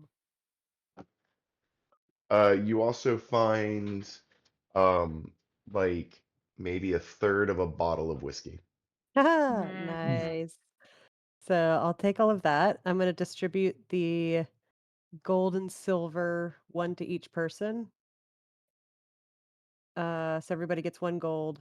Or wait, I guess there's 5 of us, right? 4 gold. Yeah. Yeah, there are Okay, 5 that's of fine. us. I have some gold, so I'm gonna actually give 1 gold to each person. I'm just gonna give it all away, and then same with the silver. I'll keep the Okay. copper. Okay. And I like then the pennies.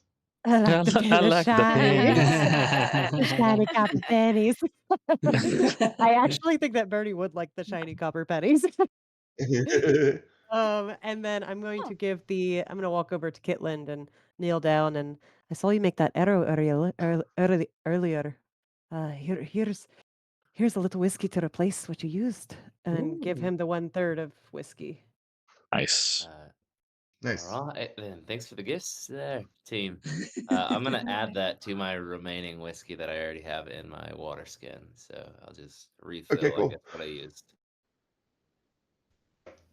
Nice. We'll have to come up with like a metric for that at some point, but we'll say you have like half a skin of whiskey at this point. Cool. Can Nice. I go ahead and just Between re make another one of those? I'll continue to rip how my many do you want to make? just one more. Okay, sure. So my my onesie pajama bottoms underneath my green sweater has now become like a tank top with pajama bottoms. Oh yes. Oh, that's perfect. Or a belly Very shirt, good. whatever. One Anything for the sleeve, now quest. another sleeve. Yeah, not a tank. What do you call Awesome. that? I'm ripping it from the belly section, so you can Oh, see okay. my Kitlin, midriff. Kitlin, roll me a quick survival check. Okay. Oh, that is a cocked fucking dice on here. Bullshit. That sucks. Is it really cocked? Was it really Well, I cocked? mean, I don't know. It's a computer, so no. Okay. I mean, if it was like deeply cocked, I might let you re-roll it. You know, like on honor buddy system. Um. But so as you make one, you actually go and investigate to see if you can find the one you missed with. And it is kind of broken in the shot, so unfortunately, it's not recoverable. Um. But you can add one more. We'll call it a grease arrow to your Nice. inventory. Okay. Gotcha. Grease arrow. And just for you, Sean, for like flavor, um, I've been trying to use, or I'm thinking about like, I'll only use the ones that are soaked in whiskey so long as it's like that wouldn't last half a day, but if it, if it's within like a half an hour or a Oh couple yeah, like hours, then after we'll say yeah, after 8 hours, this just resorts to a normal arrow. I'll say that like you're technical enough, you could like salvage the arrow from that. You realizing once it had dried up. So yeah, we'll say once it's made, it lasts for 8 hours. Cool. gotcha. Cool. Sweet. Um, Stars wanted to check out that egg, and I think she used her dancing lights to kind of candle it to see if there's okay. anything like stirring or growing inside. I'm sorry, what is this egg? The chicken egg? Chicken egg. I'm sorry. Oh. Oh yeah, this is the chicken egg that you, Staris and Bernie were awarded after helping the two farmhands at Barthen's Provisions wrangle a Amazing. chicken. Amazing. I love it. Yeah, you cast dancing lights to glow behind it, and they're uh, it it roll me a nature check. Okay.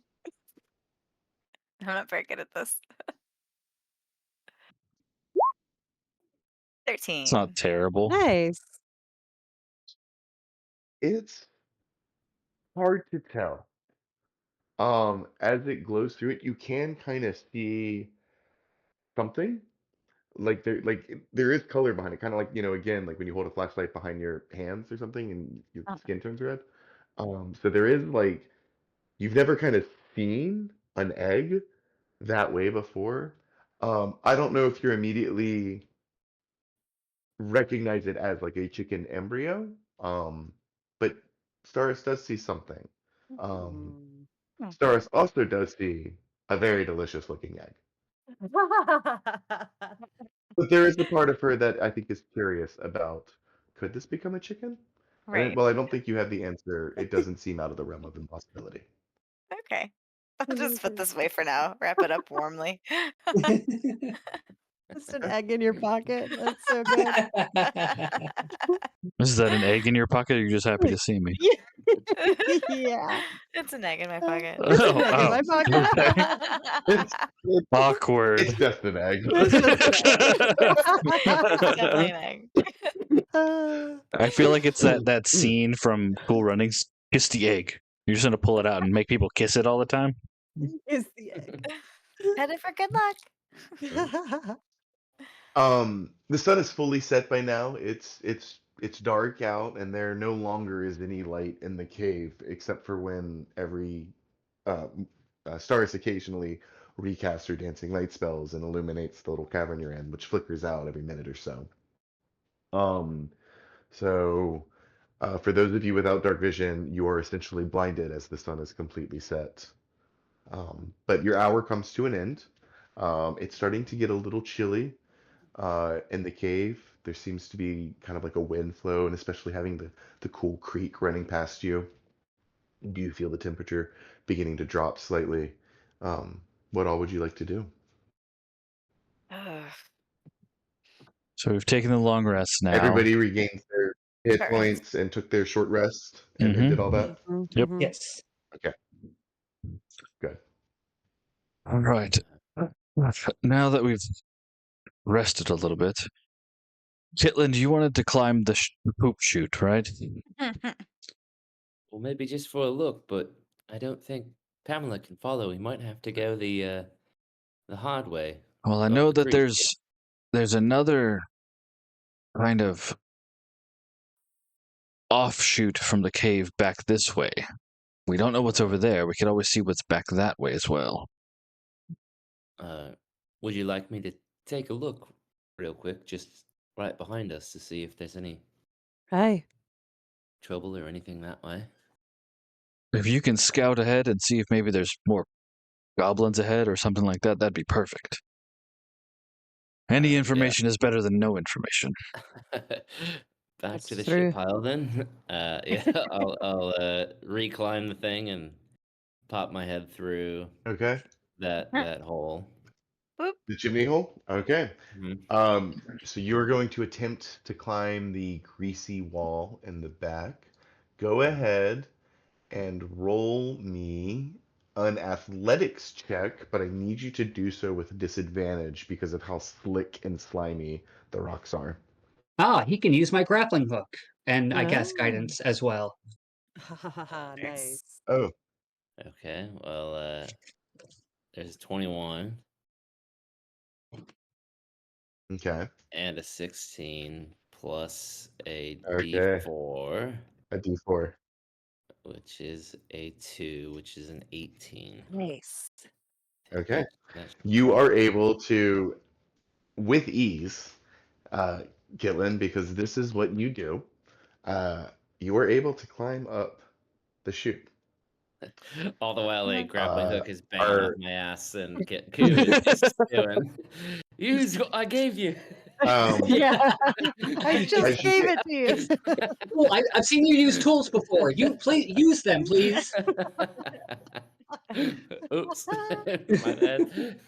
That's hilarious. as you get to the top and are and make it to the top of the hole, is Kitlin just trying to get inside, or does Kitlin take a moment and approach cautiously and attempt to like peer over first to see what they see? It's a stone wall, isn't it? A stone wall Or we that you're yeah, climbing? yeah. Yeah, like this is all cavern. Yeah, you're all in cave. Yeah, I think I'll do that stealthily to activate my stone Okay. camouflage. Hell yeah. Roll Hell me a yeah. stealth check with advantage. Cool. All right.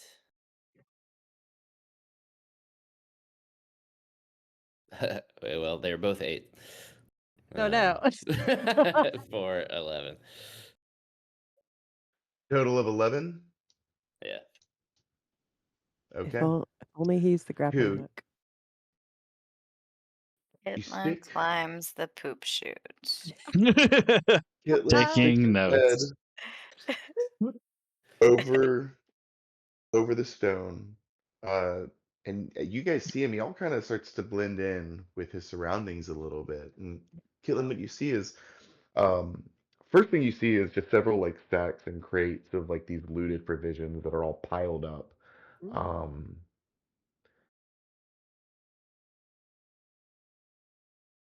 you in the middle of the room is a kind of crackling fire, and you see the smoke kind of goes up, and there's like an unseen kind of chimney that it appears to be like filtering out of. Sleeping kind of curled up right next to the fire is another much healthier, much larger looking ward. Mm. And in the back of the room, you hear voices talking at the furthest end away from you. You see this large, towering goblin standing about 7.5 feet tall. Their arms hang low, where their palms are almost resting just at their knees. Their body is covered in fur, and they're like all the way around their elongated ears. They have their back to you, and you can see on their back they have 2 seconds.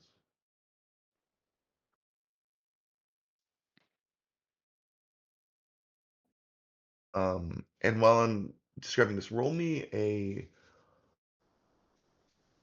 nature check, Kitland.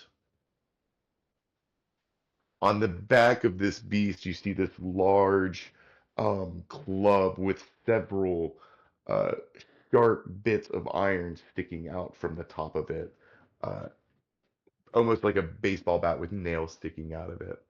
Ugh. Uh, you Is it a immediately recognize moblin? this creature, Kitland, as a bugbear. Oh. Oh. Oh. Oh God. Oh, You it's covered in fur. hear, Yeah. speaking to the bugbear, a voice. And you can't quite see the speaker because of the way the bugbear is standing. It's like blocking your view. And you hear the voice say, "Enough excuses, goblin. The speaker demands her prey. I'm sorry. The spider demands her prey. And if your king fails to deliver what is owed, then your whole pathetic little clan will suffer the consequences." Mm. And then you see a head tilt just over the bugbear's right shoulder. And Kitlin, you see the face of a pale elf. Skin so pale, almost translucent, with long, straight, white hair, eyes black as night. And this pale elf leans over the bugbear's shoulder and stares directly at you. Oh shit. Oh God. Oh shit. "Who's this, Claw? More little flies eluding the spider's web. Deal with them, and perhaps the pale spider will show you mercy." Oh shit. While I'm seeing Looks this, back at you, Kitland, and then turns and then just like blinks out of sight. You can no longer see this pale creature I was talking to. And confused, the bugbear slowly turns and looks at you. What do Ah! you do? is the smoke that's coming out of the fire, is that um, filling up the room, or is there an exit for the smoke? It does not appear to be filling up the room. Uh, you see, like the little trail of smoke continues to go up and out of your view from where you are, because you're kind of like in this little like hole right now, and you can't see up ahead. But you get the sense that there is some other chimney, um, kind of structure because there's the room is not filled with smoke. And I see the hole where the smoke is coming out of, or going into, I mean. No, you cannot. Okay. Well, I don't think I should be doing this by myself. Fair assumption. I mean, you Uh, do what you want. Yeah, I mean, what would Kitland But- do? I think I'm gonna take a pot shot and slide down the hill afterwards. Sorry, guys. All right. And I'm going to do it You with a poison arrow for some lasting effects for when we see him next. Nice. Nice. All right. You see this like confused bugbear like turn and then just see you again, just so stunned and confused.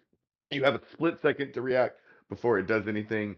You, um, I'm gonna say because you're hanging out, you're gonna have to like pull yourself up into the room, knock an arrow, shoot it, and then if you want, you can like leap back down the hole. But you're gonna have to like put yourself up there and take this shot. I agree to these terms. Contract signed in blood. You see Signed in Caitlin blood. just like suddenly scurry up and out of sight. Kitlin, go ahead and roll me your attack. Who's gonna go? Caitlin, Yeah. reconnaissance. I Okay. Boy, I lost my little thing too. So I'm just taking a regular shot with one of my poison arrows. Okay. That's a 21 to hit. Does that hit? That is going to hit. Oof. Nice. Hell yeah. Okay. And I will use my movement to then scurry back down the hall and slide down to tell the group what I saw. So go ahead and roll me your damage. Yeah, oh yeah. So that's just that is 4 damage from the arrow, and then the Okay. poison is separate, right? Yes. And I don't have that as like an option on mine, Oh, but sorry. Roll me 1d4.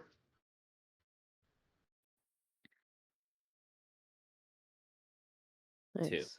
Gonna take an additional 2 poison damage, and then he is And gonna have to make. I'm also going to add favored foe to that too. Okay, go For ahead and roll another that damage as well. D4. Nice. Damn. Blink. And that's a 4. Oh, Nice. Powerful. Nice. hell yeah. Nice. And then he failed his saving throw, so he Oh. is poisoned for the Ah. next hour, but he can Oh. repeat the saving throw at the end of each of his turns to try to break out of that. Okay. You just like this arrow right in his shoulder before he can even react as he turns to face you, and he just looks down at it, looks at you, and just just screams, and then goes and grabs this arrow and like attempts to pull it out of him, and he gets it out, but you see he winces as the poison takes effect. You hear him shout something in Goblin.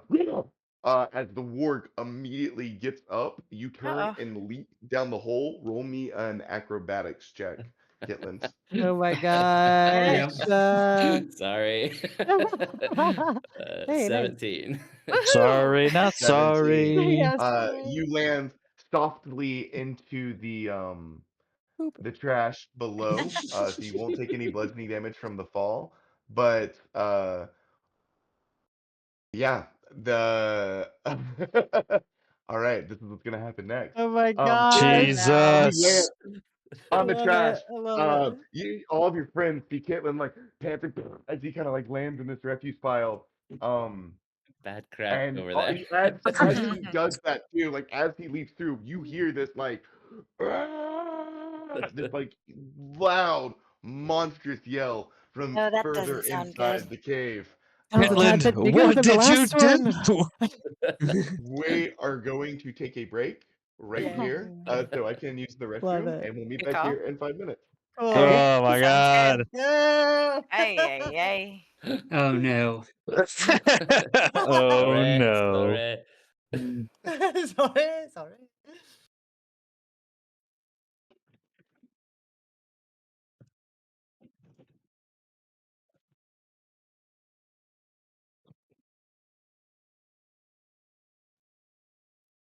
Yum, yum, yum, yum, yum.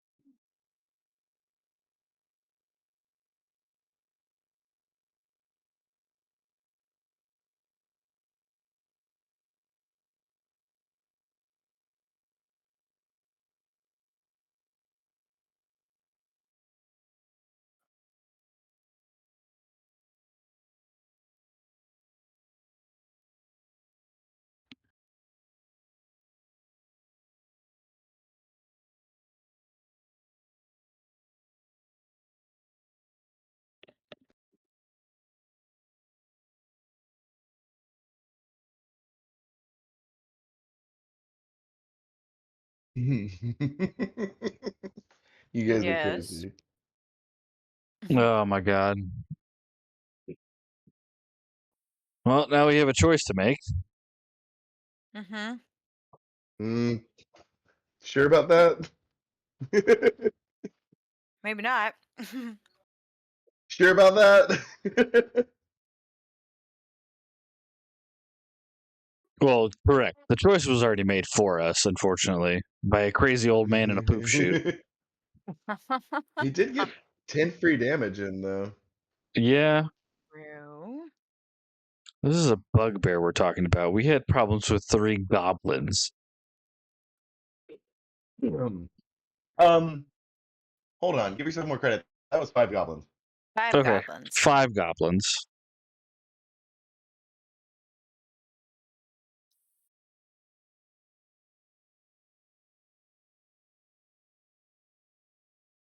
Really wish I had more spell slots. It's fine. It's fine. We're okay. We're okay. That's fine. It's fine. Oh, hey, crew. Hey, Hey, buddy.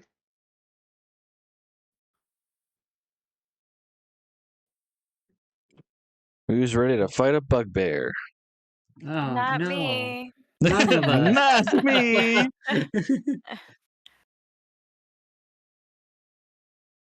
Yeah.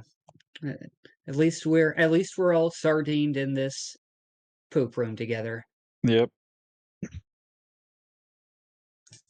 This is where we'll die, in the poop chute. EPK before level 2. Yeah.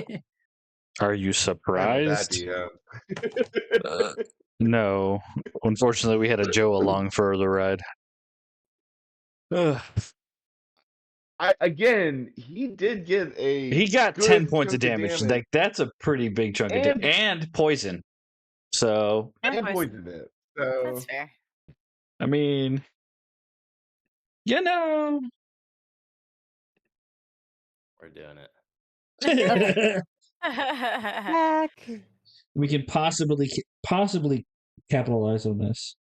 Possibly. Possibly. Possibly. Maybe. Possibly.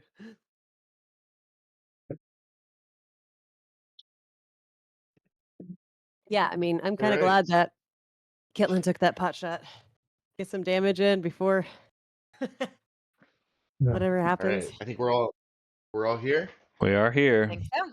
Yep. Here. All right, Kitlin, you land in the trash. You know, take a second to like get your footing, crawl through the trash. get to your friends. What do you tell them? No good crack on the other side of that wall. I've done one. I shot one right. Good. Oh, not Haven't I? good crack. We can hear the yell. What happened? It's getting Well, louder and it's, louder and louder behind you from the Shit. chimney hole as the Yeah. bugbear just Oh, What? Oh, from the same hole Oh, oh where no! he came from. Sorry, no. what did he do? He Oh smashed the wall. no! He showed He himself. he literally followed you and jumped, like slid and jumped through the same hole that you just came down and just landed in all the trash. And when he landed him, he just landed him like straight on his feet and it's like trudging through them and making his way to you. I need everybody to roll initiative. Oh, Damn it. Lord. No, this is great. This is the worst. Natural 20. Let's Nice. go. Uh-huh. All right, Domic's ready. Nice. Fun, baby. Perfect. God, I don't think Joe. Have Dominic. you rolled beneath a 20 this whole game? I do I all of my accidentally made attacks, Joe but a god. everything else except for attacks has been really high. Attacks is where I suffer when it counts. There you go. Q at 6. All right, I got Dominic 23, Joe 21, Bernie 16, Stars 9, Q 6. Dominic, you are up first, my friend. What do you Fucking do? hell. All right. Oh, Lord.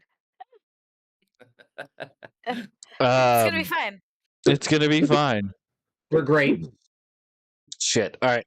I have my light crossbow out because I just had it on my lap, just kind of waiting, just in case anything came up the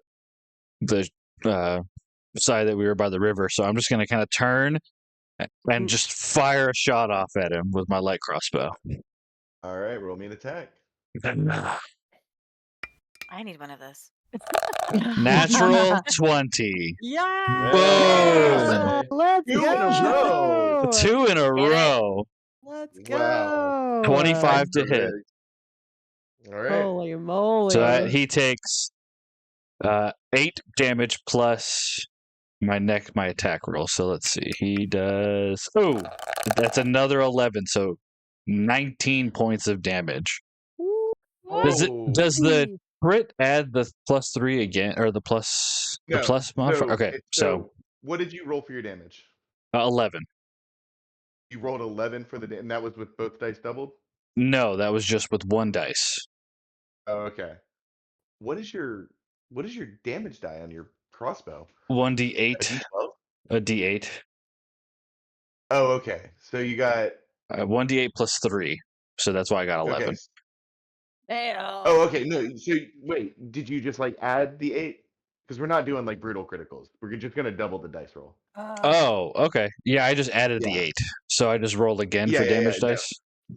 Yeah, you can either roll the dice twice, or you can just roll the dice once and then times it by 2, whichever you guys want to do. I'll just do because I've already rolled it. I'll just roll this and just double this. So 22 points of damage. Okay, cool. And you only get the plus once. Okay, so then Like the plus 3 once. So 19. 19. 19? Yeah. Okay, cool. Still a lot of damage. Holy shit. I'm just gonna turn and just fire off and try to hit him right in the eye. God. Mhm. Okay, yeah, you just like right into his chest, and it like kind of stops him for a second, and he just like goes like red with rage and keeps trudging through the trash. And then I will. No, I think I'm just gonna post it. Just hold my position where I am.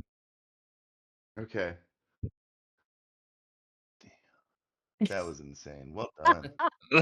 That was a great roll, right? That's That 2 natural amazing. 20s in a row. That's wild.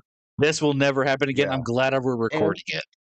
And you got max damage on the die, so it was literally like the most amount you could do on a crit. Well, wow, holy crap.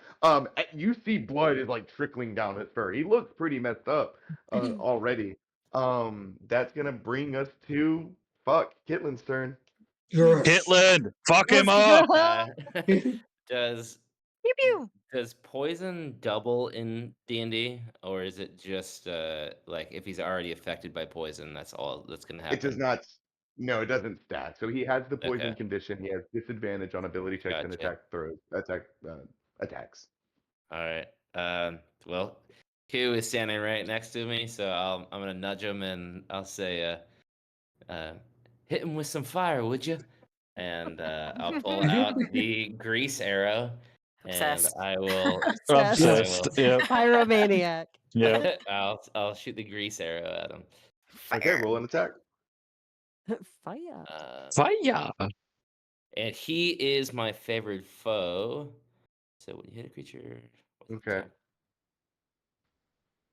Yes. For That's first fair. time on each of your turns that you hit a favored foe, deal damage to it, including when you mark it. Okay, so if I hit him again, it will happen again, right? Yep. Uh, Extra damage. mhm. Yeah. Yep. Okay. Oh God.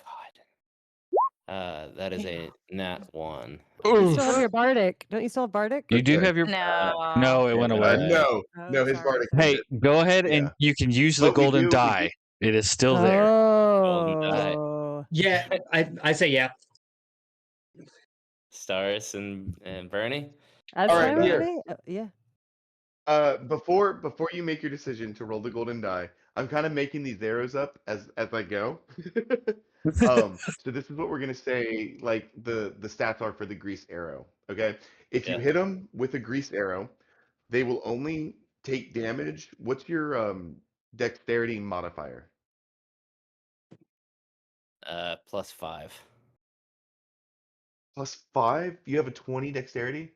Oh, modifier, like they're just the regular one on the top bar is +3. Yeah, Sorry, that's for +3. Okay, saving throw is +5. got it. So it'll Yeah. only do damage equal to your dex mod 3. So it'll do reduced amount of damage if you hit them. But for the next like minute, they will have vulnerability to fire damage. Cool. Gotcha. That's cool. If they are immune to fire, this has no effect. Okay. Yeah. Cool. And if they have if they have resistance to fire, it'll just kind of like cancel out, right? Because they'll deal double and then take half. Gotcha. Are That's we fair. golden dying it, or should we? I go to think you that? should take you. This is the first natural one that we've had, I think. Or maybe Bernie, did you have one earlier? No, I didn't. But Okay, somebody else did, I I thought, feel but like yeah. this is the first natural one in a pretty key position. I think you're good to use it, in my opinion. I'm fine with it. Yeah, go I'm fine ahead. with it too. All Yep. right. Again. Roll the Come gold. on. No. Roll it. No! Boo. You knock your arrow, float up. It flies a little slower because it's so heavy with the grease, and he just grabs it out of like air and just crushes it with his hand and lets it fall to the ground as he It's continues walking fucking through. to metal, dash at you. bro. Metal. All right. I am gonna yell out though after that. The grease is on the ground by his feet.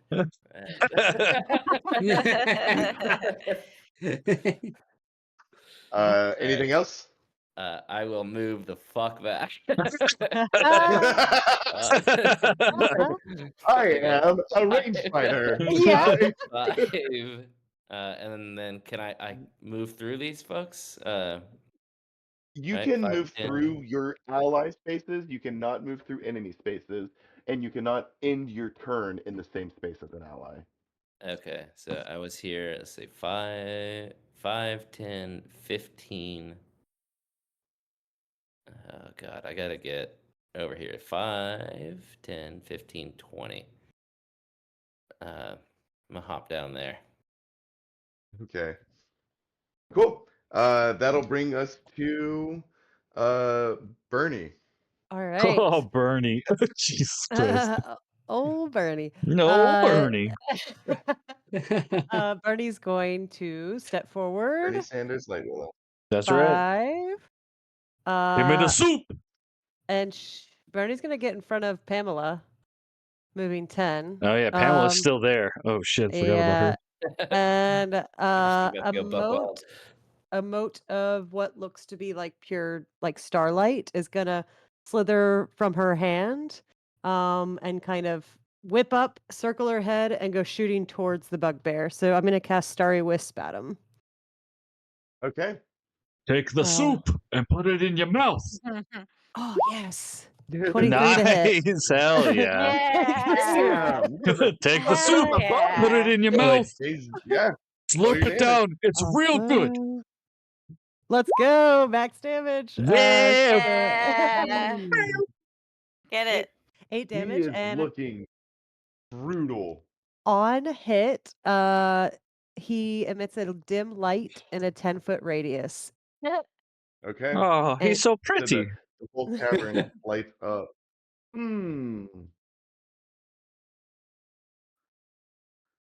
All of these attacks should have been made at disadvantage oh, Oh, really? Oh, because yeah. of not being a light source in here. But we'll say Stars had it up. I think Stars did say she put it up. Yeah, she did. On someone before Yeah. we went up, so we're all good. Never mind. Cool. But now the bugbear is like shedding light throughout the cavern, and Oh, that's handy. and it's pretty cool. That's a really cool spell. yeah, I That's a know. cantrip Isn't too, that right? fun? Ooh, Yeah, that's fun. that's a fun one. Cool. All right. Anything else, Bernie? Oh, sorry. No, that's it. Okay, cool. That's gonna bring it to Pamela's turn. She is just gonna like come to the ledge here and then like do that thing where she like wants to jump down but is kind of nervous about it. And that's gonna end her turn. That is gonna bring it to what's his name? I swear I had it written down somewhere. Hold on 1 second. That's gonna bring it to Ripper's turn. Ripper. Good. Awesome. Oh, good. Awesome. Kitland, as you like kind of get further and further away, you hear the sound of Oh shit. Oh. these like Oh, God. padded feet on stone No. floor as Ripper comes running around the corner, his pet ward. Oh, that's He ends his Ripper. turn right there. Oh no! It Oh did my have to gosh. dash to get there from the room, but wards, you just found out, are very, very fast with a speed of 50 feet Holy and shit. was able to get around pretty quick in a pincer move attack. That is going God. to end Ripper's turn. Now it's the Bugbear's turn. I don't Yeah, like then they that sound. Don't like that sound. He was too Bugbear happy is about just that. going to march straight forward Shit. like a freight train that doesn't think and go straight at the first thing it sees. That's Unfortunately. me. Oh no. That is a natural 4. Oh Oh god. God! Don't Oh. scare me I like had a freaking that. heart attack. I Jesus. know. It's like who's But dead? wait, but Yeah. wait, I have to roll with Oh, no. disadvantage because I'm poisoned. Oh yay. So it's still a natural 4.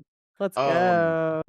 as this thing swings just like furiously and two at the last second, you're able to duck as this thing goes wide with enough force that like this would have taken Two's head straight off. Oh god. But the bugbear misses and it kind of like stands there and like tries to steel itself from the poisoning effects as it rolls a constitution saving throw at the end of its turn and it cannot shake the effects. Oh, So, thank God. since I am Yes. making up these arrows as we go, Kitland, the poison arrows, they deal an additional 1d4 poison damage, and the target has to make a Constitution saving throw. Difficulty check is 12, or it's poisoned for 1 hour. It can repeat the saving throw at the end of each of its turns. So cool. At the end of each of its turns. So that's what those do, and I'll send you all of these as we like make them, so you have them down. I'll actually make them in the game so That's you can fun. add them to your inventory. That is fun. Yeah. Okay, that is the end of my bugbear's turn. Bummer, that's gonna bring it to your turn. Staris, Koo, you're on deck. Ooh. Cyrus is like, oh my fuck.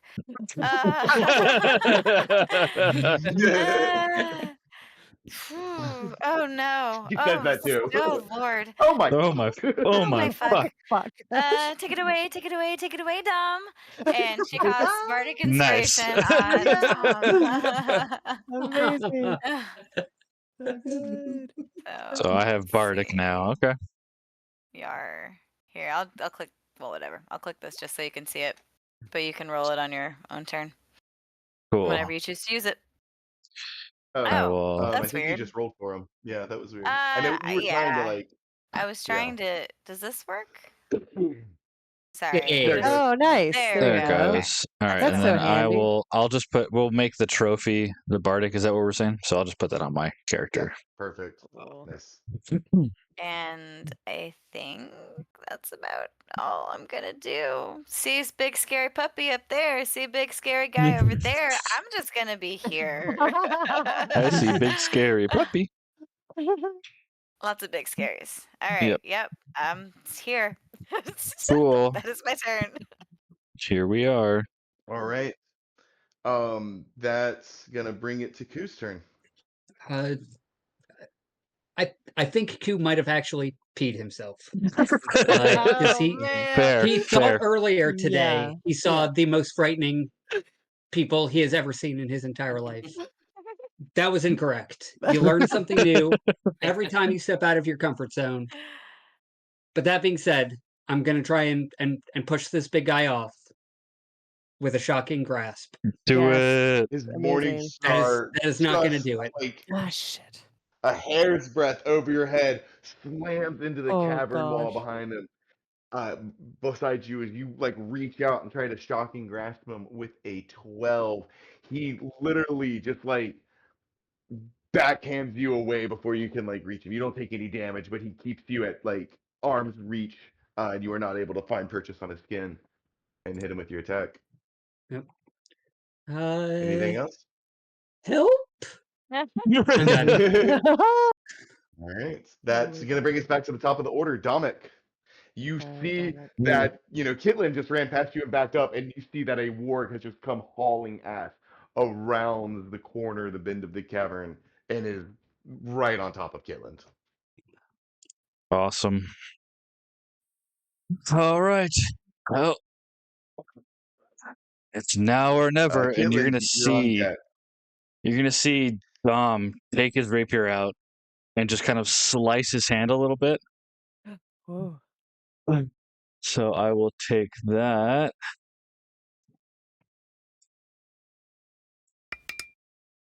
I will take 2 points of damage Okay. as his blade kind of starts lighting in a dark crimson flame. And he's going to run up 5, 10, 15. And he's just going to strike at the bugbear with his rapier. Hell yeah. All right. Roll your attack with advantage. Let's go. Yep.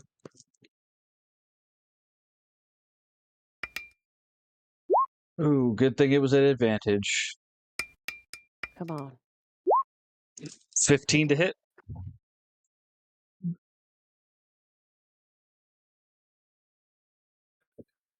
Just missed as a Oh! last second bugbear slides out of the way. And Actually, your rapier just, sorry. Damn. I would have used the Bardic. Never mind. Oh! You You wanna already use told it? me. I You know already you- told me. I know it. I know. I feel bad I didn't give you the opportunity. So I'll let you this one time use it if you want. Okay. I will use it. Okay. 1. So 16. Just My hit. God. Yeah. That's All right. Just So hit. 16. Roll your damage. hilarious. All right. And that because I cast. What is that spell? I don't think you do any extra damage. No, because you I don't. Have don't. the ability But yet, so it was so I just hit getting him. advantage. Yeah. So I hit him with my attack, and here we go. It was 7 points of damage. Okay. And as I strike him against the arm, you see just like a crimson brand come up on his shoulder where I hit him, and he is now marked. Cool. Very cool. What manners of magic is this? This insignia like burns into his flesh and actually causes him to bleed. And you Yeah. see this bloody brand It kind of now has in this a weird. kind of a lion motif is the brand. Ooh, cool. One that would match your The crest on my your chest. cloak. Yep. Yeah. Okay. Sweet. Kind of it's not the You exact same, it's kind of twisted. But yeah, kind of resembles a lion. you run your rapier straight through his chest like you've done multiple times tonight now, and it into his chest, out his back, and he literally just shoves you back, forcing the rapier to come back through him. He's now like blood just splurts all over his now matted, darkened fur. You realize you missed his heart by like just an inch, and Oh. even though this creature by all means should be dying, like just refuses to die, remains stubborn, and stands its ground. Oh, Its eyes shit. are red with fury right now. Oh. Um, All right. Oh, man. it is so close. This is insane. Kitlins, that's your turn, sir. You got a big ass lion dog. You got a big ass lion dog. This is not one of the nice puppies. No, this is Ripper. This is his personal warg. Yeah. His name is Ripper, just FYI. Oh God. Well, all I know is that all I've learned is that the owners of these things treat them poorly, and they seem to respond well when the owners are taken care of. Even though this thing is charging towards me, Hmm. I'm hoping to all hope Oh yeah. that without talking to it, without feeding it, if I can take care of its owner, oh God. I mean, I'm not gonna be able to kill it. Oh so, God. I've got at least 3/4 or half cover on the guy, right? On the bugbear, I mean. He is partially covered because you're down below the ledge. But ignored And by. and you are also partially covered from ranged attacks by him as well. Like you kind of both have like a weird vantage on each other. Can I ignore that with sharpshooter? Yes, you can. Whoop, whoop. All right. Whoop. We go on him, not on the dog. Okay. Help me, Pamela. All right. I'm about to get mauled. Just barking Alright. at you. Yeah. Yeah, to the bugbear. Come on. Okay. No. Ah, Oh, bullshit, dude. damn. Whizzes right past him. Doesn't even notice it. Shit, He's just focused on Dominic. shit, shit. I'm just gonna yell out to Pamela. Pamela, help! And Bring it on, you ugly son of a bitch. yeah, That that's makes it Can't move because Bernie's it's an opportunity, right? Yeah. Yes, All yes, right. it would Bernie's gonna try and send another sparkling mote his way and cast Starry Wisp again, right in his be. face. Is that a ranged attack? It is a ranged attack. Range You would have 60 feet. disadvantage Shit. because you are within melee range of him. I am going to try and bonk him with my god dang sickle. My goddamn single. Okay. Nice. Actually, I'll use my staff. So I'm gonna swing the staff around from my back, kind of unhook it where it's been tied or whatever, and just swing it around and try and smash him in the face with it. Okay. Oh God, come on. Whoops, wait. Did that That's work? the staff. No. Oh, wait. Why is it not doing That's showing us the staff. It should be the plus number. it? Are you Yeah, I'm hitting? clicking that. And Weird. it's not letting me do it. So weird. Do you have it? Do you have it equipped? I do. It says it's equipped. In your actions tab? Yeah. Weird. Hang on. Yeah. Let's see. No, that's weird. Should I just roll a d20 and then You I can can add just +2 to you it? can just do it that way, yeah, and Okay. we'll figure that out later. That is weird. Ho, ho, ho. 18! Oh, 18! Nice. Go to sleep, you big fuck. And I go snap him over the head. Which is, that's not working either, but 1d6 bludgeoning damage. Okay. Ooh, 6 damage! Hell yeah, max damage, Yeah. baby! Bernie, how do you want to do this? Yeah! Yeah! I think I did all the Ber- work. yeah, Bernie takes note for sure of Domic's brand on the, what is it, the chest, right? You branded him on the chest? Yeah. Right where that brand mark is, and Bernie's gonna like flip her staff around to the side that touches the ground that's a little bit more rugged and pointed, and in that hole where that brand ends, she's just gonna say, she's just gonna shove the staff through that hole and like hit it with her hand in a fist, like the other end with her fist, and like Oh, hammer it into his fuck. chest. Holy shit. That's Oh, metal as fuck.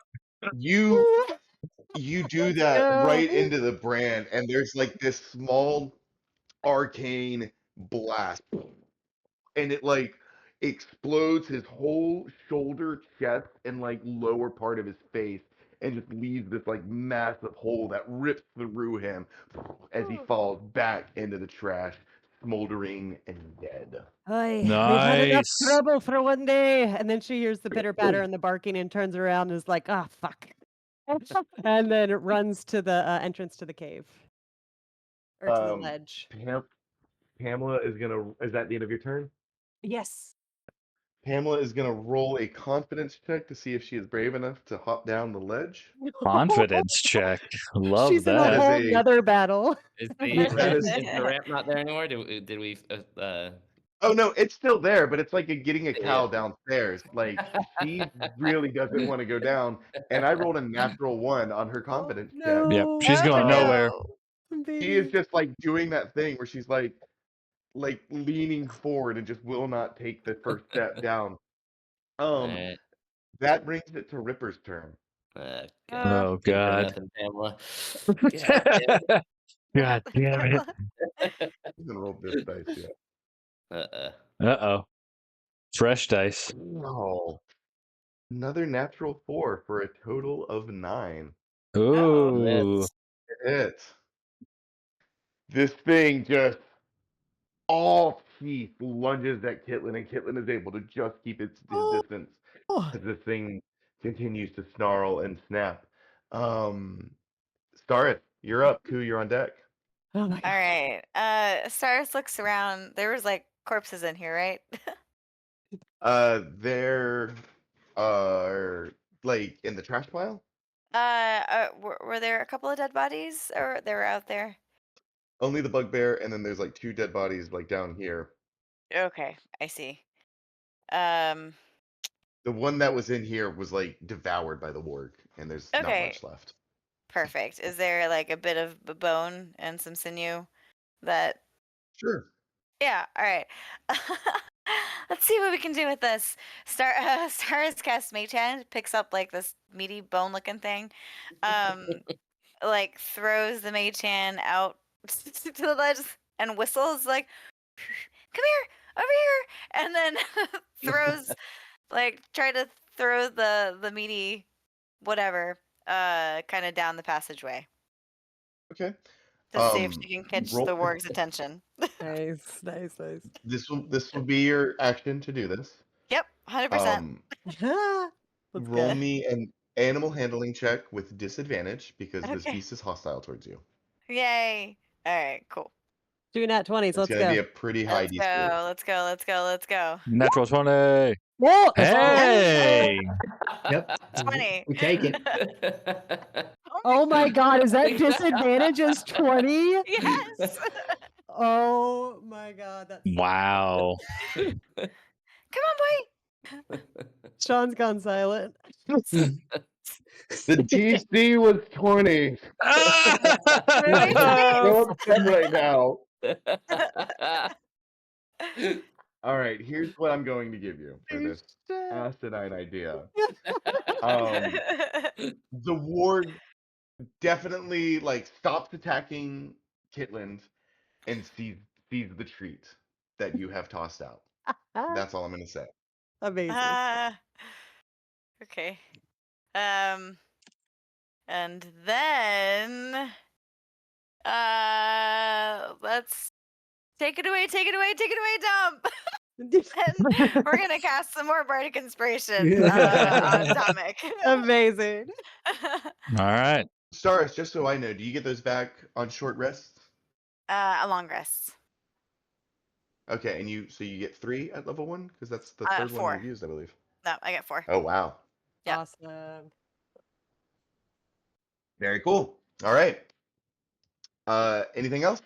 I'm just gonna kind of hide behind Pamela here. I can't believe that. Koo, it's your turn. So good. More treats. More treats. More treats. Yeah. What do I have in my backpack here? Not a grappling hook. Not a Oh, grappling hook. no more rope, no more grappling hook.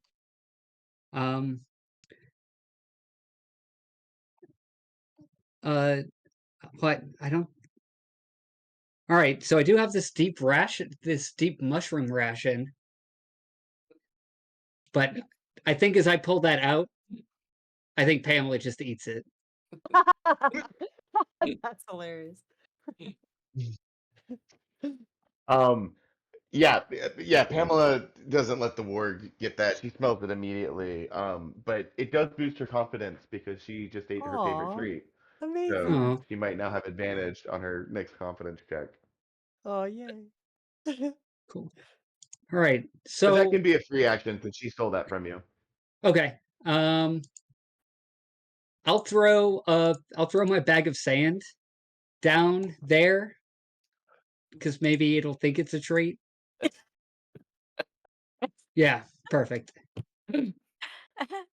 Okay. No rule necessary. You do that and it doesn't work. Okay. Oh man, now I'm down a bag of sand. I just It lands in the water and dissolves. Oh my gosh. Amazing. Yeah, I'm just gonna post up against the wall. Gotta rethink my inks. I do pull a wand out of my Hey. my satchel though. Nice. Very cool. Dominic, your turn. Doing up is Oh next yeah, here we go. Whoing up. turn. Kitland, you're on Whoing deck, up. then All Bernie. right. All righty. Let's see here. All right. Fuck. All right. So he is now stopped, right? But he's not He not seems hostile. kind of focused on the treat for now.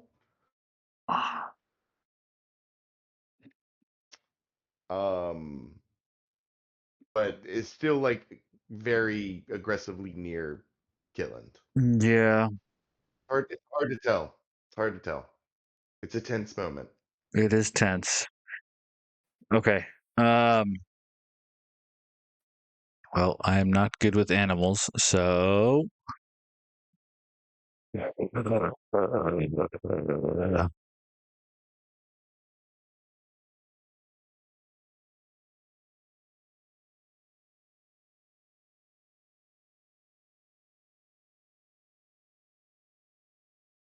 right. I'm going to move 5, 10, 15, 20 to get behind Kitland. Okay. Kind of hop down. Yeah. My sword is still, covered in crimson black flames. Oh, gosh. Okay. I'm going to.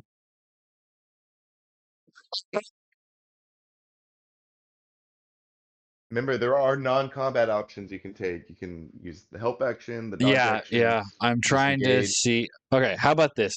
Would you, Everybody. as the DM, allow me to kind of grab Kitland and kind of throw him over my shoulder towards Mhm. the rest of the group, and I will take the attack of opportunity and like kind of put my body in the way if it were to attack opportunity.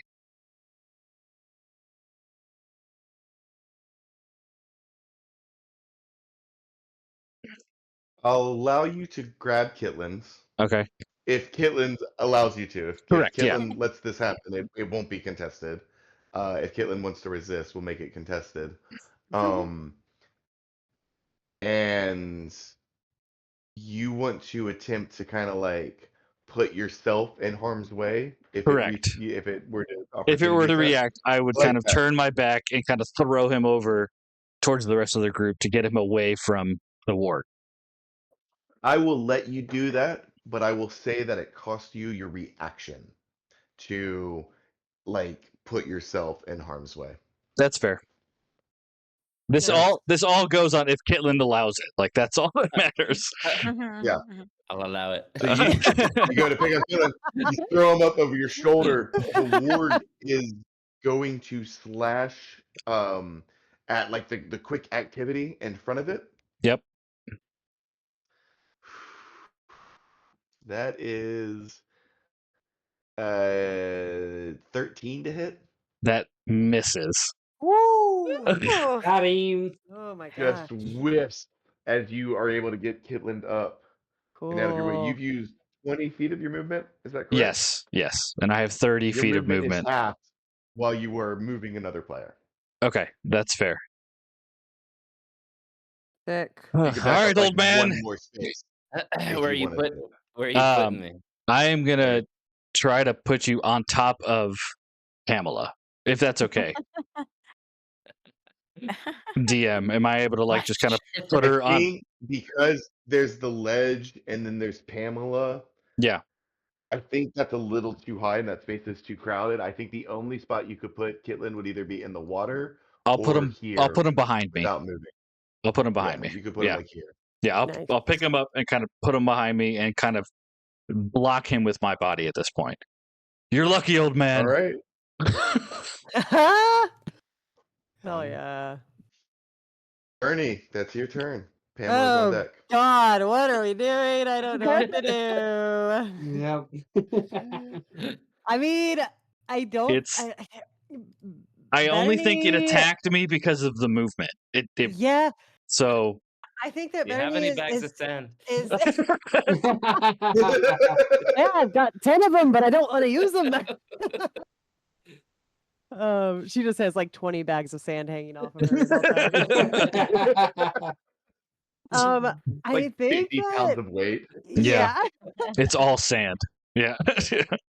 I think Bernie has a hard time believing that any creature is too far gone. If it's all because of training. So she's gonna step around Kitlin to where the rations were thrown. Where were the rations thrown? They were like, we'll say Staris made it to like right here, just on the So other it's side of out. the river. Okay. Mm-hmm. Interesting. Okay. Bernie's going to move down the ledge 5, 10, 15.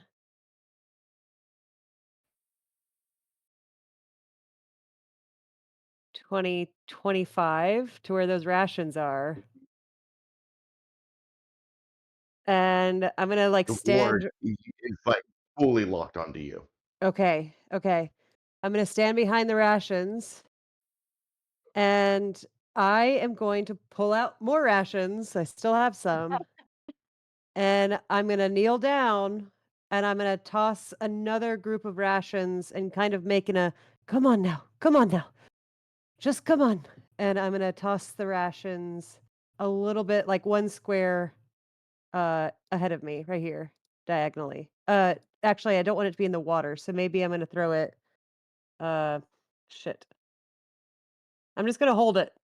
And I'm Okay. gonna kneel down in front of the other pile of rations, and I'm gonna freaking hold it with my hand out and try and just calm the beast down is my goal.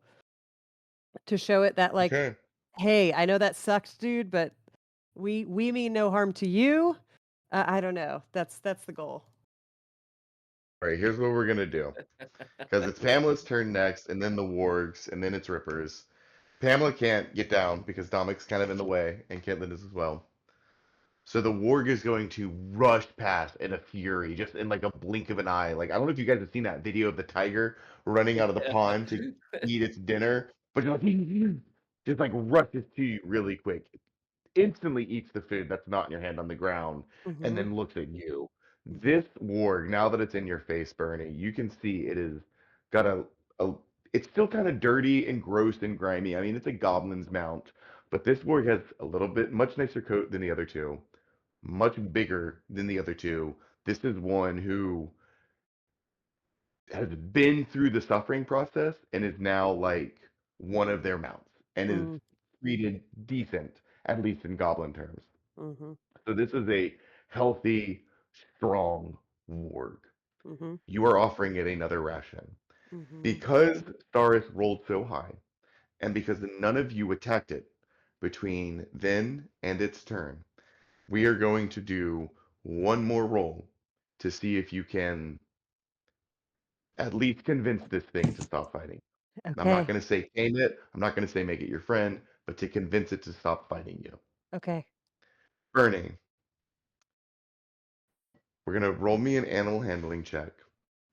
No advantage. This is just a straight roll, and it's going to be a pretty high DC. Okay. But if you succeed, the warg will no longer be hostile to you all. Okay. Here we go. Oh!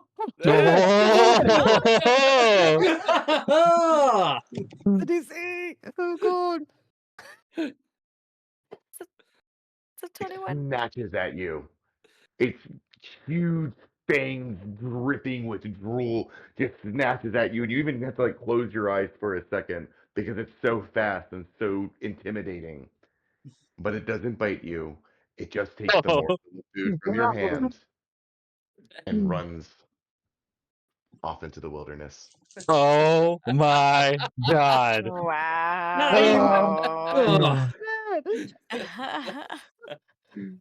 My butthole is puckered so hard right now. Yeah. Holy cow, crew. God. What are the chances that none of us attacked it? That was amazing. Holy shit. You Oh can my see God. the dead corpse of the bugbear on the ground. Most of its head and shoulder completely exploded from where Bernie impacted the strange rune that Dominic had carved onto its shoulder. Now that the kind of din of battle has subsided a little bit, Kitland, you hear those words you heard spoken. Repeat in your mind one more time. The strange looking elf talking to the bugbear. Something about a king and a prisoner and a spider.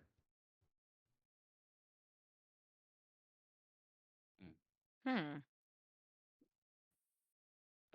I'll relay everything I heard to the group there in a winded panic. So I'll read it one more time in case you guys didn't get it the first time. What Kitland heard them say, what Kitland heard the pale elf telling the bugbear was, enough excuses, goblin. The spider demands her prey, and if your king fails to deliver what is owed, then your whole pathetic little clan will suffer the consequences. And it was at that point that the pale spider noticed Kitland and told and said, deal with them, Claw, and perhaps the pale spider will show you mercy. Pale spider. Yeah, have I heard Pale of the pale spider as I check the hobgoblins or the bugbear's corpse? Roll me a history check, and I have to run to the bathroom real quick. I'll be You're fine. right back. Okay. Cool. Whew, I can't believe we did that. That was Holy Yeah, that was That was crap. good. that was Holy cow! That All was the animal so handling. clutch. I know. Stars is like, I'm gonna toss some meat. Come here, boy. Yeah, Come here. that was so good. Yeah. It's kind of amazing that nobody chose to attack it. There were Yeah. so many opportunities. Fair. Maybe I don't need a Yeah. ranged weapon. No, yeah, we do. We've been playing a very. We're all decent people. We are Parks and Rec characters. I Yes. think. My God. Nobody's a murder hobo yet. Not yet. Not yet. Getting close though. Just towing the line. Yep. We were just rolling so well. I couldn't believe Yeah, my that. God. Stars, that Uh, check was 22 and 20. wild. Dude, that was wild. Disadvantage. And then my I two mean, natural 20s, like your that two was nat 20s in a row. that was crazy. That was crazy. Yeah, and then I like rolled like shit for that whole bugbear fight. I don't think I rolled higher than a 10 Don't worry, for that any goblin of fight that you were rolling like a champ during the goblin encounter. that That is was doing right rough. there. Oh my god. Ooh, All right. nice check. Nice. 22. I think I've heard of this before. You spent some time working as a clerk in the Platinum Courts Mm, when you first came to Neverwinter, Ku. yep. And a lot of your work was very, very mundane. But there was a certain organization that worked parallel to the Platinum Justiciars, and that was an organization known as the Lord's Alliance.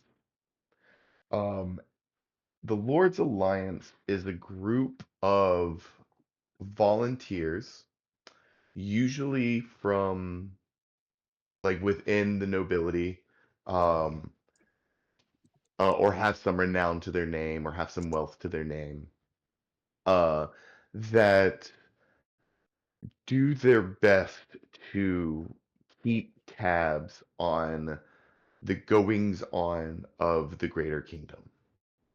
Neverwinter has no king, so therefore there is no authoritative rule over the lands. There's a lot of agreements in place. A lot of it is built on commerce and trade, and these individual freedoms is what has allowed peace to prosper because it's been more profitable than war. Um, but there's no like grand authoritative rule. So places like Delverton, these frontier towns, they don't always have people looking out for their best interest. That's what the Lord's Alliance aims to do. They try to look out for the people that don't necessarily have those looking out for them. They try to look out for their best interests. You have occasionally had to do some clergy work, some clerical work, not clergy work, some clerical work for members of the Lord's Alliance because they use the Platinum Courts a lot because they try to do things above the board. They don't try to act like vigilantes or things like that. And there has been some correspondence from the Lord's Alliance about a character named the Pale Spider that seems to have some amount of power in this region. That's about the extent that you know, because quite frankly, that's about the extent that the Lord's Alliance knows. It's a very mysterious figure, but all signs seem to point to, despite the Goblin clans, despite the rumors of orcs in the region, um, the thing that most of these monstrous creatures fear is this entity known as the Pale Spider in this region. Okay. Got a mysterious, powerful player that seems to be pulling some of the strings, webs, if you will. This pale spider might have more power than anyone could actually realize, but not many people know about them. Mm. I will also say, Bernie, because of your species and your own personal histories, um, I'll leave it up to you to decide if Bernie has any biases towards this particular species. But the reason your clan even has life on the surface, despite that being a good move for your people, dwarves were driven out of their homes by pale elves. Mm, Um, these are a species of elves that live underground. Another name for them is drow.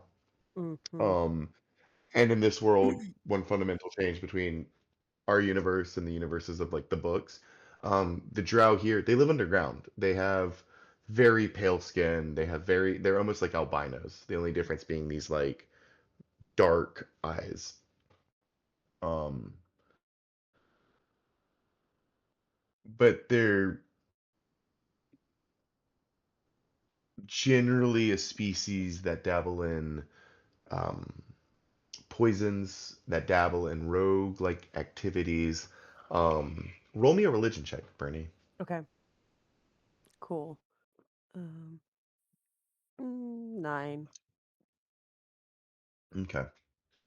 Um, you know that they believe in dark worship, but that's about the extent of it. Um, but Okay. yeah, I think Bernie. Again, I'll leave it up to you what biases she has, but there is a general bias to pale elves amongst dwarves, Would I have and you known probably grew up. any of the pale elves, or would that have been like before my time That in would the have been clan? well before your time. Okay. So if you would have heard about it in like the histories of your people, I think you would have known about that. And so for Bernie, it may just be an amorphous thing, but you would know Mhm. like when the Pale Elves attacked, we had to move. Mhm. And what The was Fire Nation the attacked. last thing that you said was that sorry, you said one more They thing. they definitely worship like Worship. evil That's what it is. Okay. gods. They are magically capable, and their divine powers typically come from um, evil evil gods. Got it. Okay. Um I can't say that I've ever known a drow in my life growing up, but I will say from the histories, the oral histories from my people, they did push us out from the undergrounds, from beneath the earth to the surface. I also know them to worship some mean gods, mean higher powers. I'm not sure how much that helps. Well, you're also from the deep underground, Kitland. Have you heard of these pale elves? I've just been working me whole life. I don't hear much, just go to work, go to sleep. But, Hmm. I don't know all that kind of bit. However, I'm trying to learn something at least. Would you mind stepping back from that trash pile? Was there anything on the bugbear's body? Um, Roll me a quick investigation check.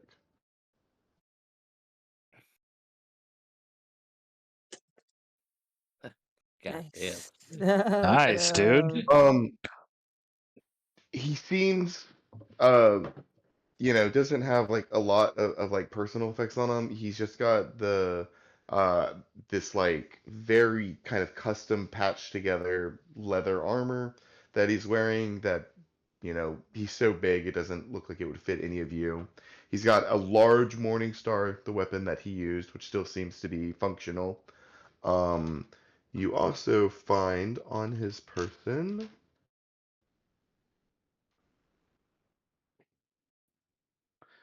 3 gold and 8 silver. Hmm. Um, well, one good turn deserves another. I will give a gold to Staris, to Kit, and to Domik, and I will give the 8 pieces of silver to Bernie. Oh, well, Oh, thank you.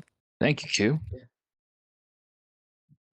All right, step back now, please. Oh, absolutely. I want to use some twine and tie a piece of flint from my whatever you call it, the little fire starter kit. What's it called? Tinderbox. Mm-hmm. Tie that to Okay. the head of an arrow, and to my still little wet, broken little grease arrow over there. I'm gonna try to strike the wall right above it, the stone wall, with the flint arrow. How's that sound? I'm sorry. What are you trying to do? I'm trying to shoot a flint arrow above the broken grease arrow that's atop the trash pile. The broken grease arrow that's atop the trash. Oh, the one he broke. Yeah, yeah. Oh, I mean that one's like buried in a pile of trash and so much other stuff. Do you want to try to look for it, Sure, yeah. or I want to do some science for later on. So what? How about what are you hoping to accomplish? Are you hoping to like I just want to strike see the if flint arrow in a striking way that flint will ignite that arrow. no?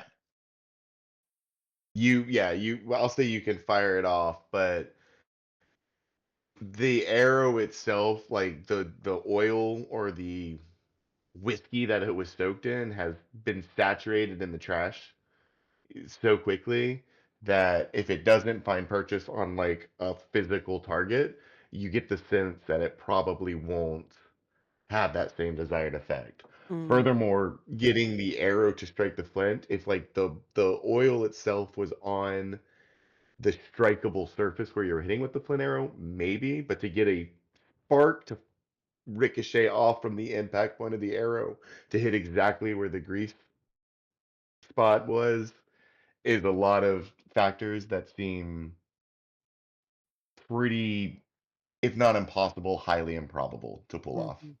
Um, then for science for later, I just gotta I gotta see if these grease arrows do anything. Can I make a third one and keep ripping around my belly shirt? So now I've got 3/4 gone around my Johns What here. Pour some instead more of whiskey on it. instead of wasting all these resources because you've already used some and have done the work already, uh, you can roll like a straight intelligence check to try to figure out the final piece of this puzzle. What Sure. exactly are you trying to deduce or figure out? And then we'll roll to see if you can connect those dots. Yeah, I just kind of want to know, like, because I'm not gonna have time in combat to light and shoot it, because it's gonna take a full action to light it. So I want to see if I'm able to shoot the grease arrow and then additionally shoot a flint arrow to light it. Because yeah, taking 3 turns to make a arrow catch on fire seems uh, not great. You know. So roll me. We can make this insight. Yeah, make this. This can be an insight check, which I believe is wisdom or a straight intelligence roll, whatever you want, whichever you prefer. Um, Straight intelligence, I suppose. Okay. Uh,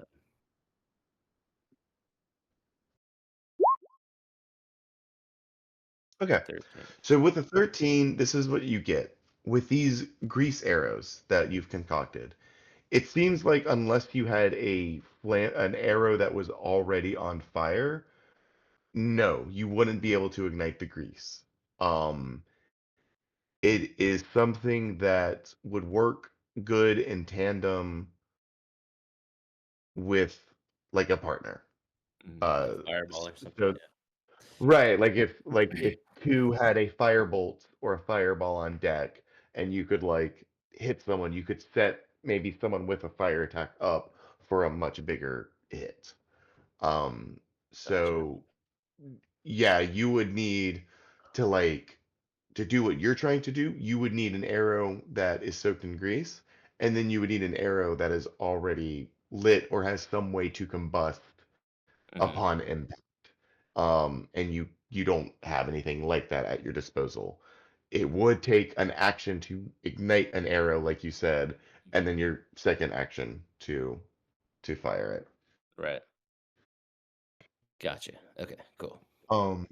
But maybe I'll say with a 13 intelligence check, you start thinking about lighting the arrow, and I think an idea starts to formulate in your brain about maybe a way you could customize your bow to add a feature where like you could maybe quicken that to a bonus action. I'm hearing that. But All right. it's just an idea right now. You would need to spend some time really working on it before you could implement it. Gotcha. Heard. Sweet. So while Caitlin is having a moment of inspiration, Mhm. what is the rest of the party doing after this very tense and stressful battle? No kidding. Oh, I think Domic's trying to calm down from his adrenaline rush of just like doing all that damage, and the blade is still wreathed in the fire, and he'll just kind of sheath it, and you'll just see the fire just kind of dissipate as he puts his sheath. He sheaths the sword.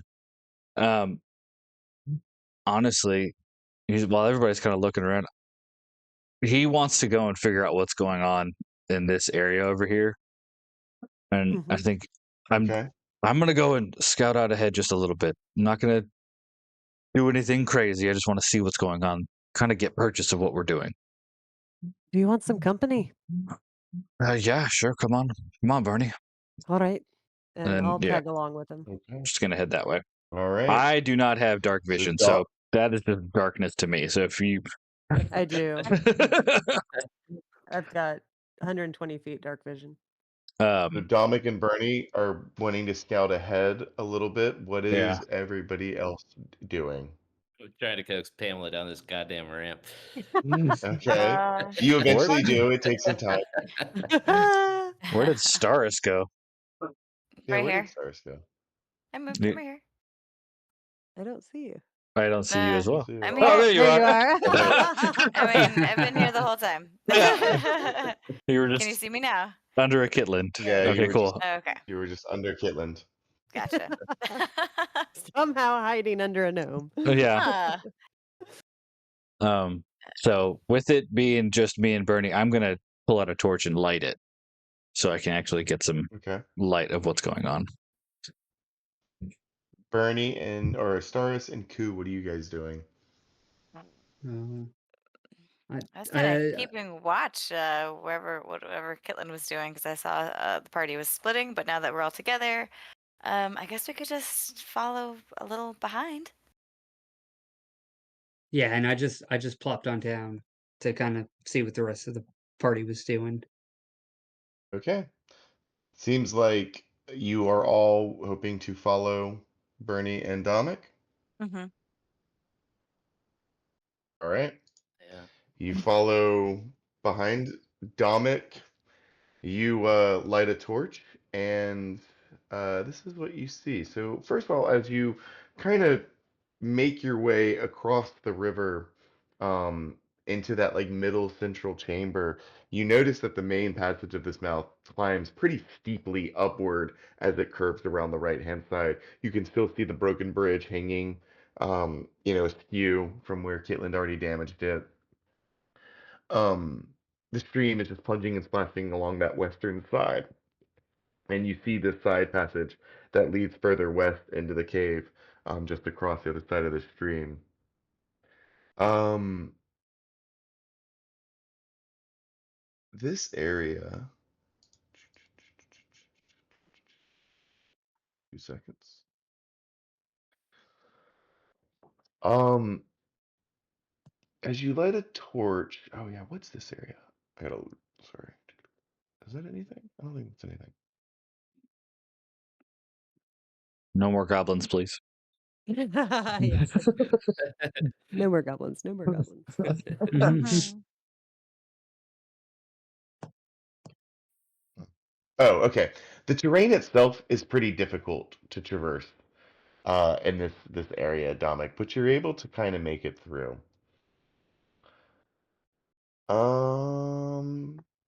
It starts to kind of wind a little bit, this tunnel that you walk through. And are you in explorer mode, or are you still on high alert, Dominic? I am on high alert. I'm still kind of just on high alert. I'm not fully invested in just exploring. I'm kind of just trying to get purchase of where we are, what we can see, what's going on. I'm not going to go very far into this probably. I just kind of want to like see what I can gather Okay. in this area. Roll me a perception check. Okay.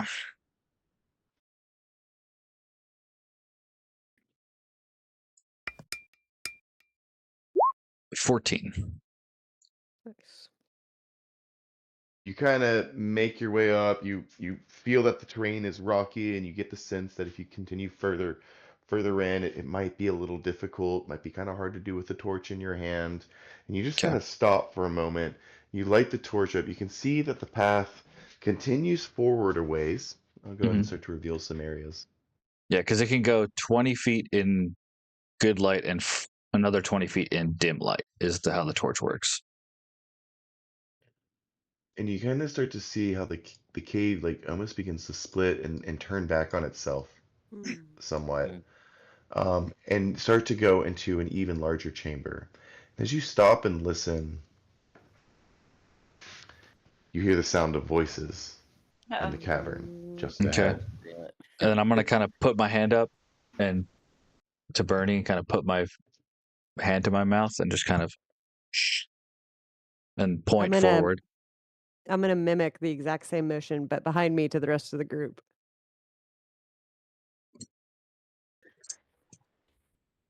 Quiet them. Okay. Yeah. I'm What gonna do you guys want to do? Can oh. in the little area that we're in right now, can I just like explore the cave walls? And I'm looking for flint. I've got some new ideas now after Roll me a nature check. Ever the 19. Oh wow, that's awesome. Nice. Cool. We'll resolve that later. But you are scanning the cave walls, trying to find this specific mineral. Right where you are, you don't see any, but that will be kind of your running check as you continue to explore this cavern. Yep. Okay, I'm gonna kind of bend down and talk to Bernie and whisper to her, I hear something up ahead. I can throw my torch and see if we can distract them, but I think there's somebody up there. Can you hear how many there are? No, I just hear voices. We're too far away. It just With seems a like whispers. with a 14 perception, I will not say you cannot get an exact number, but it's a few. It's more than one. Okay, so I just say it's it sounds like a handful. Can I cast message? Ooh. Ooh. Yes, yes, you can. Yeah. Can I point towards Dominic? Let me see. Can I see Dominic? No. Let me point towards Bernie. And whisper. Maybe we should go up the way the big guy came down. Can I respond to this message? Mhm. Okay. You can Is this respond to the this one that? message. Yeah. Is this the one that not Yeah. always? Okay. Yes, that is Yep. message. That's Correct. hilarious. Bernie kind of like stands up straight for a second, hearing a voice in her head, and looks around, and then looks back and notices Ku pointing at her, and like puts it all together because it's his voice, and just kind of smiles a little bit. That's not a bad idea. I'll relay it to Dominic. Give me 2 seconds. And I will very quietly just go right up behind Dominic and whisper, Ku has the idea to go up to the right. He might be right. Isn't that where the water came from? We could potentially go and find their hiding spot up there. It's not a bad plan, but I wonder if the voices are the or the gnomes we're looking for. Oh, are we looking for what? Yeah, what we're looking for? Uh, Gundren? Potential maybe prisoners? Gundren. yeah, Gundren. It Yeah, could be. so a It could be dwarf. Gundren. Yeah. Oh, that's true too. I'm gonna look back at Ku again and like point back at him, and just like make eye contact. What? Okay.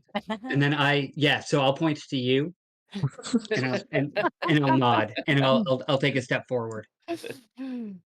And then yeah, I'm just gonna kind of shuffle back over to Ku quietly.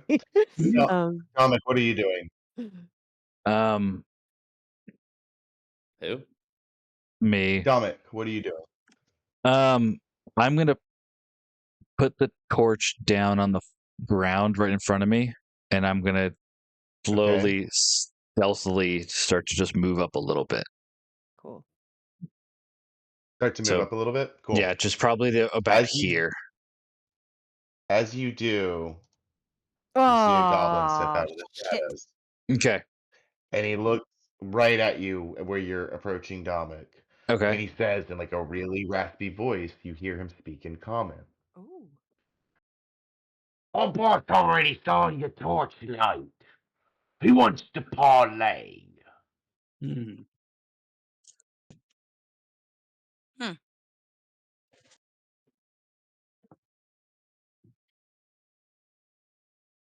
Dominic, he's talking to you. Yeah. Parlay, you say?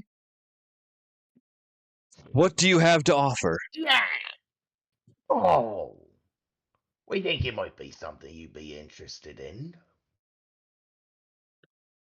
Well, speak fast, Come on goblin, up, or I'll talk to run the you boss. through.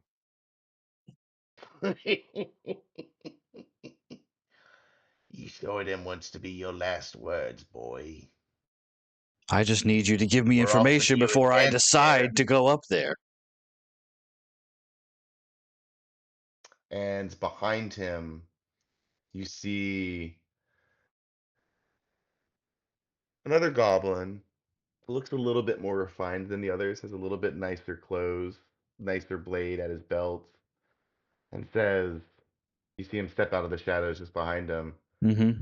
and you see that he's got a prisoner in his hands. Oof. Not Gundren, Oh. but it's a human. Oh. This human looks an inch away from death. Starved, beaten, bruised, bloodied. And the nicer looking goblin holds a dagger right to the human's throat. You can see one of his eyes are swollen. His clothing is all just stained with blood. Pushes the dagger into his throat a little bit more. You see a little slight trickle of blood start to run down the human's neck. Human doesn't react, seems barely conscious. Okay. I'm gonna And put. this nicer goblin says, There's quite a few more of us than there are of you. and All I right. reckon you've already met the other lads in the cave. Bet you've taken a beating already. We're offering you this human's life, and all you need to do is walk away. Leave the cave to me. I'm assuming, by all the shouting and growling and yelling I heard, that you already met Claw or Boss. Am I right? If you mean by the dead bugbear in the other room, yeah, I met him. He smiles, a sharp, toothy grin when you say this, and you can see their teeth have been filed to be even sharper than the normal goblins. This ugly, gross, toothy maw just smiling back at you. Good. With him out of the way, Yemick will be the boss of this here clan. So what do you say? You take your prisoner here, you leave me and my boys as cave, and we don't gut every single one of you where you stand.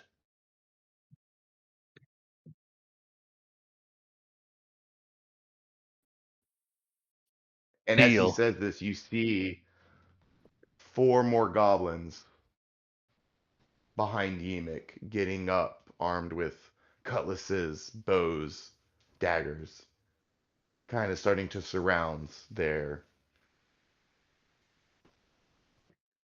chosen leader, Yemic. Yemik. Dominic, how do you respond? Um. Yeemik. Okay. I'll just keep holding the. I guess I'll pick the torch up and say, "All right, deal. Give us the prisoner."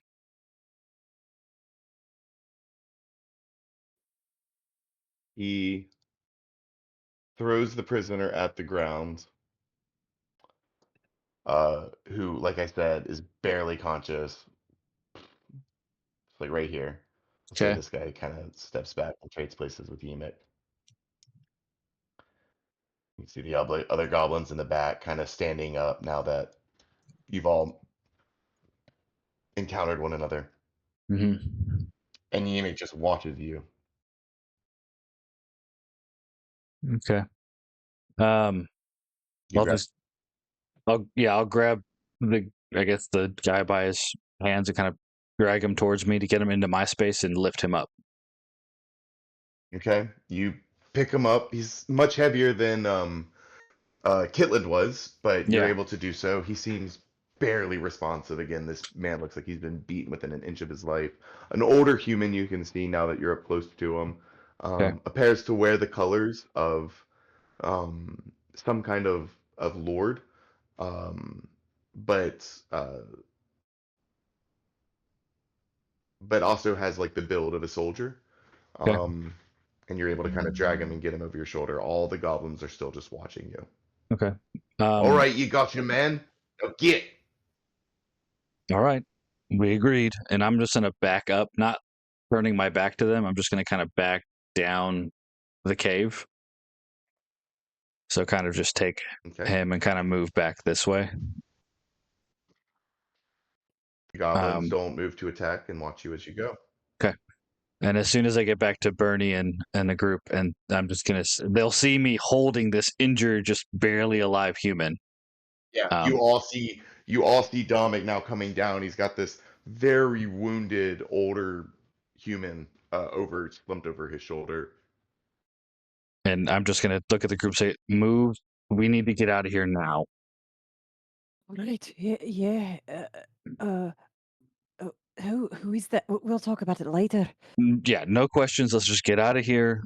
I encountered some goblins that they gave us parlay to let us leave without any confrontation. We just need to go now.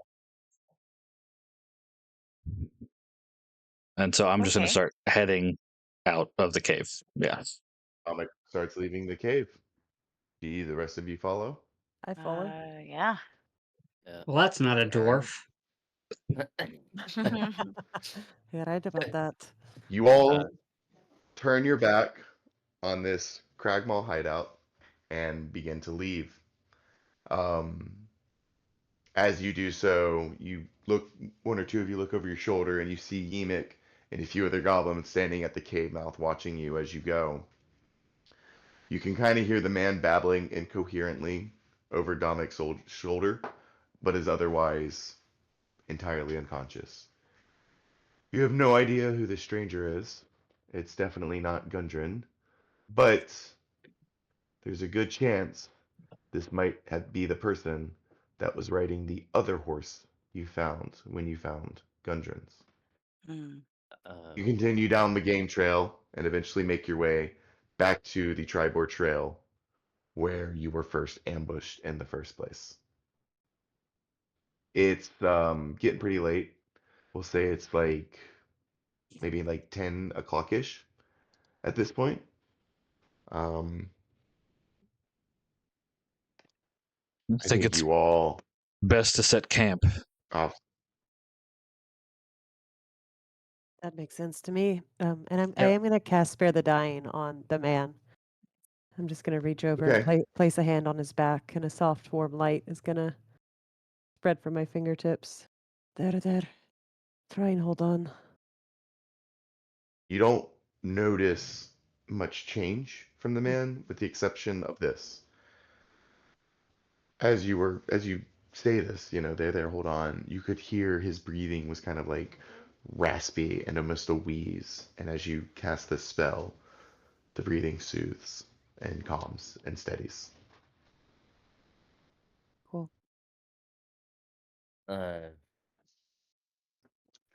Boy, this is ill-advised, but I want to know who this dude is. I'm gonna give him my potion of healing Nice. and Okay. pour it down his throat. Cool.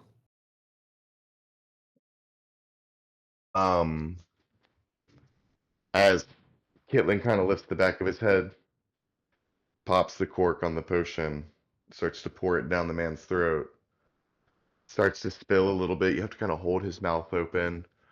Go ahead and roll me 2d4.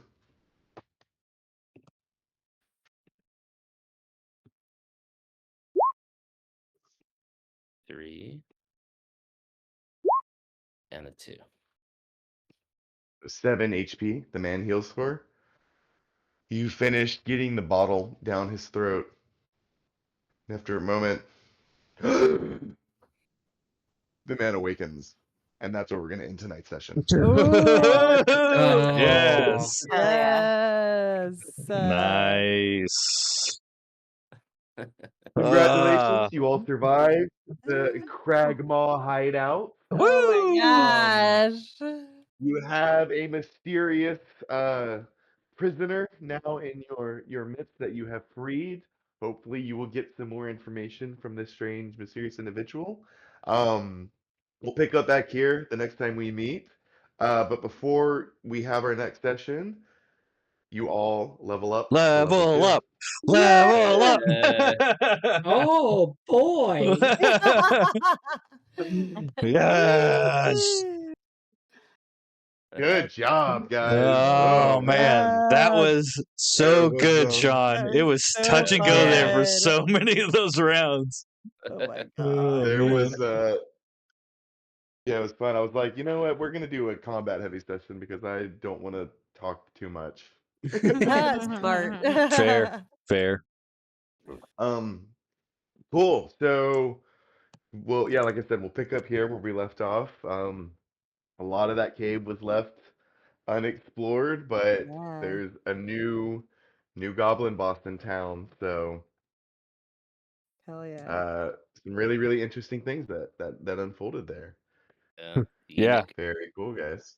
Yeah. Yeemick. Yeemick.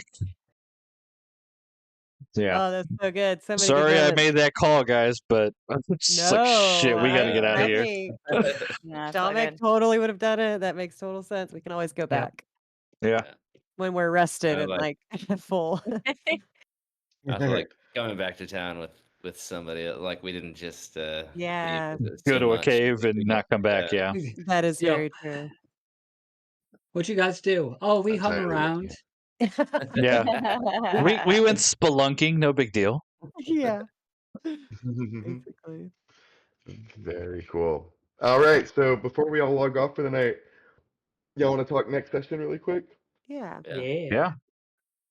I think we've been doing a lot of back-to-back-to-backs, which has been awesome. I think I'm still at a point where I don't need like a crazy huge break to prep for the next one. But I know, Dylan, you've got some obligations on Monday night, so I'll leave it up to the group. 17th or 24th? Which one do we want to aim for? 17th is next Monday, the 24th is 2 weeks from now. I am free the 24th. Unfortunately, not free the 17th. That sounds good to Okay, me. well then that was pretty easy then. You want to aim for then? We'll aim for sounds them. good. Sounds good. Like, yeah. That's All right. Next session is gonna be 224. You guys are all level Good. 2. Good work, Yay! everybody. Good job, Oh. guys. Awesome. God, so Very good. cool. Hell yeah. All right. Good work, everybody. Guys, We did it. We survived. We survived. Oh, We man, did. that Oh my was gosh, crazy. we did. Dude, it was crazy very quickly. I right. really wanted to like send someone to night night lands. Oh, I Get know. some buddies You to do that. you almost did there with those goblins. Like me Yeah. I'm- and Kitland and Koo were That's close. true. I That's had true. 3 hit points. I got down to I don't 3. Yeah, I don't remember who said it. 4. But, Oh wow, single Yeah. digit club. one. I You remember were who said it, close. but like it was one hit. What's One hit wonder? one hit got me like, oh, I cannot be in battle. I have to be Oh yeah, one that hit. Oh, that right. slash messed Yeah. you up, dude. Yeah. Level that- 1 is a different beast. Yeah. Yep. It's so fun though. It's fun to just like have to figure everything out, and you're always on. Like I feel like blood hunters are so scary at level 1 because it's like all damage is so brutal to take, and when you're Yeah. doing like Mhm. if you take 4 damage on level 1, it's like oh Oh yeah, that's why I It's hadn't used my scary. blood right in ever yet, because I was like, fuck, if I take 4 damage, I'm basically halved out already, and Yeah. if I take another hit, I'm done. Yeah, yeah. Yeah. So yeah, blood for hunters sure. are it's a very very much a give or take, but that's why like when that bugbear came up, I was like, fuck it, I'm here, I'm basically full health. Let's just do it and see what Hell happens. yeah, it was Yeah. very cool. Do we need to know anything for when we do level 2 for managing HP? Like, do we Oh have yeah, to? let's all roll HP right now Oh, great. before we Oh. go. Perfect. Oh, for the So level up. yeah. So we'll re-roll ones because that just sucks. I will not make anybody keep a 1. So Yay. the lowest you can get is 2 Okay. when you roll. So whatever your class's hit die is, that's the dice you will roll plus your con Yeah, plus your to con. determine Yes. what your HP Yep. goes up to. Okay. Ah, Oof. 2 plus my con, so okay, 4. Okay. And So, how do we add that in? That's an 8, 11. baby. Because Nice. mine did it Nice. automatically. Yeah. But Is there a way to unset it Hmm. from So yeah, so what you'll need to standard? do is you'll need to on your you'll have to go to manage character and levels, Mm-hmm. Yep. and under the home tab there should be hit point type will either be fixed or manual. You'll want to change it to Got it. manual. Okay, Perfect. perfect. Got it. Okay, hang on. There we go. Okay, cool. So I just rolled 8, and I think I have a. I That's just so sorry, I what just are Bernie? add that to my rolled HP that's already here, right?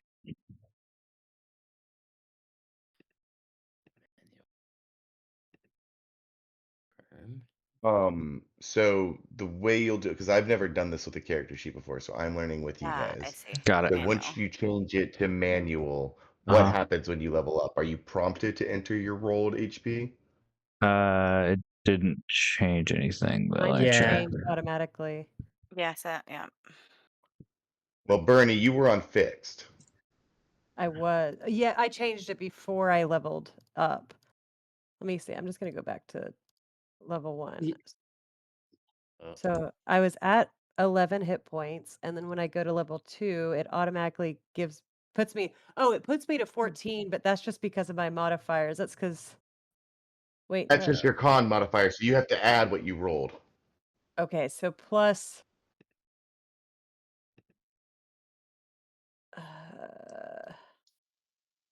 Right? I will say it says Mhm. hit point bonuses when I go to manage hit points. It says +4 from Constitution and then Right. +2 from Dwarven Toughness. Okay, and which is a class feature of yours, because I think you get like Yeah. additional HP when you level at each level, right? Yeah. Yeah, because you're dwarven toughness, your HP maximum increases by 2, so it's not adding um On. your con. So But then it's going up to max 14 HP from modifier. 11. I think it is adding your con when you go to add your level. It's adding the con already. You just But my Yeah, I add. think that's the only But thing it's doing. It's only adding the con. So then you change that rolled number, because if you're level 1, it's just the 8, I guess, because you get the max on your first level. Hmm.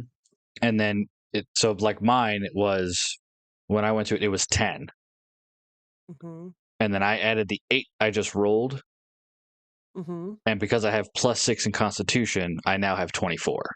Because it was +3/+3. That's why I got the 6. Does that make sense? It does. I guess I'm confused because when I am at level 1, I'm at level 1 right now. I Yep. have 11 hit Mm-hmm. points.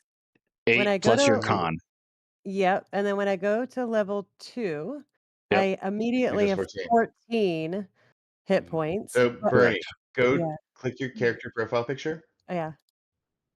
and then go to manage character and levels and all that. Uh-huh. And then under that class tab, there's a button where it says manage HP. That's what I'm doing. And then you can change your rolled HP from there. So for my rolled HP, I want to put 6, or I'm Well, sorry, I want to put you'll 4. add to whatever was already there. Or wait, okay. I'm Because you gonna rolled a 2, so you'll just roll a add. So 2. whatever's there, you'll add 2 to that roll. So like if Right, there's 'cause a the- 8 there, you'll add 'cause 2 to that- that to make 10.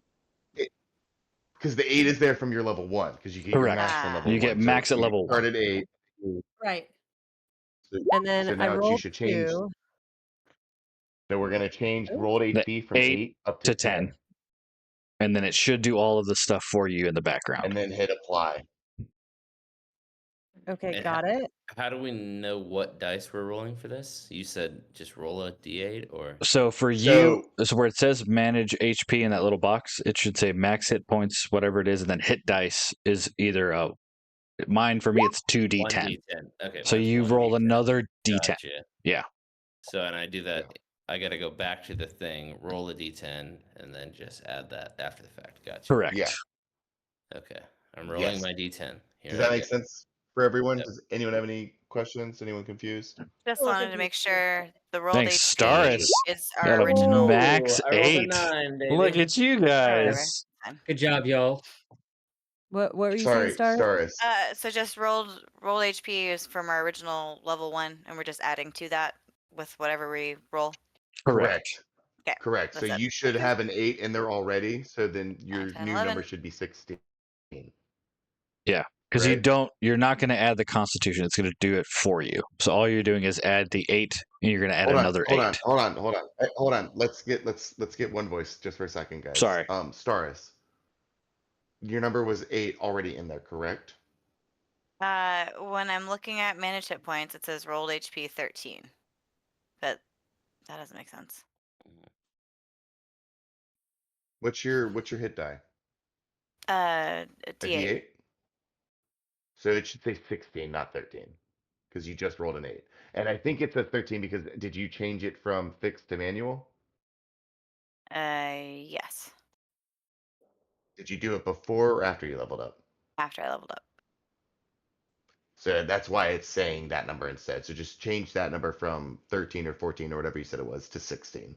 That should be the number because you just rolled an 8. Okay.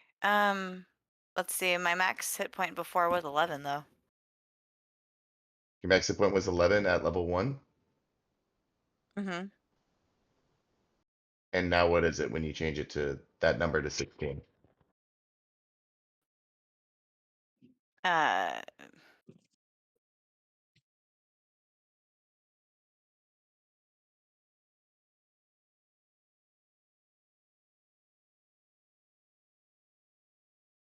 I can take care of this. This is fine. Okay, I can help you in a second. Does anybody else have any questions? Yeah, I also need the same help because I'm seeing. All right, level 1 says max hit points 12. I go to level 2. It says max hit points 14. I click on. Now it says 2d10. I rolled 1, which was a 9. So now I roll again. No. Correct? Nope. No. Just no, 1 per level. no. That's how many hit 1 per die you level, can okay. spell Okay, so in I a got short rest. 9. Now it Everybody, says- please. I know you're trying to help. Please let me answer so we can only have one voice. Okay. So it went from 12 to 14 automatically. I didn't do anything Okay. there.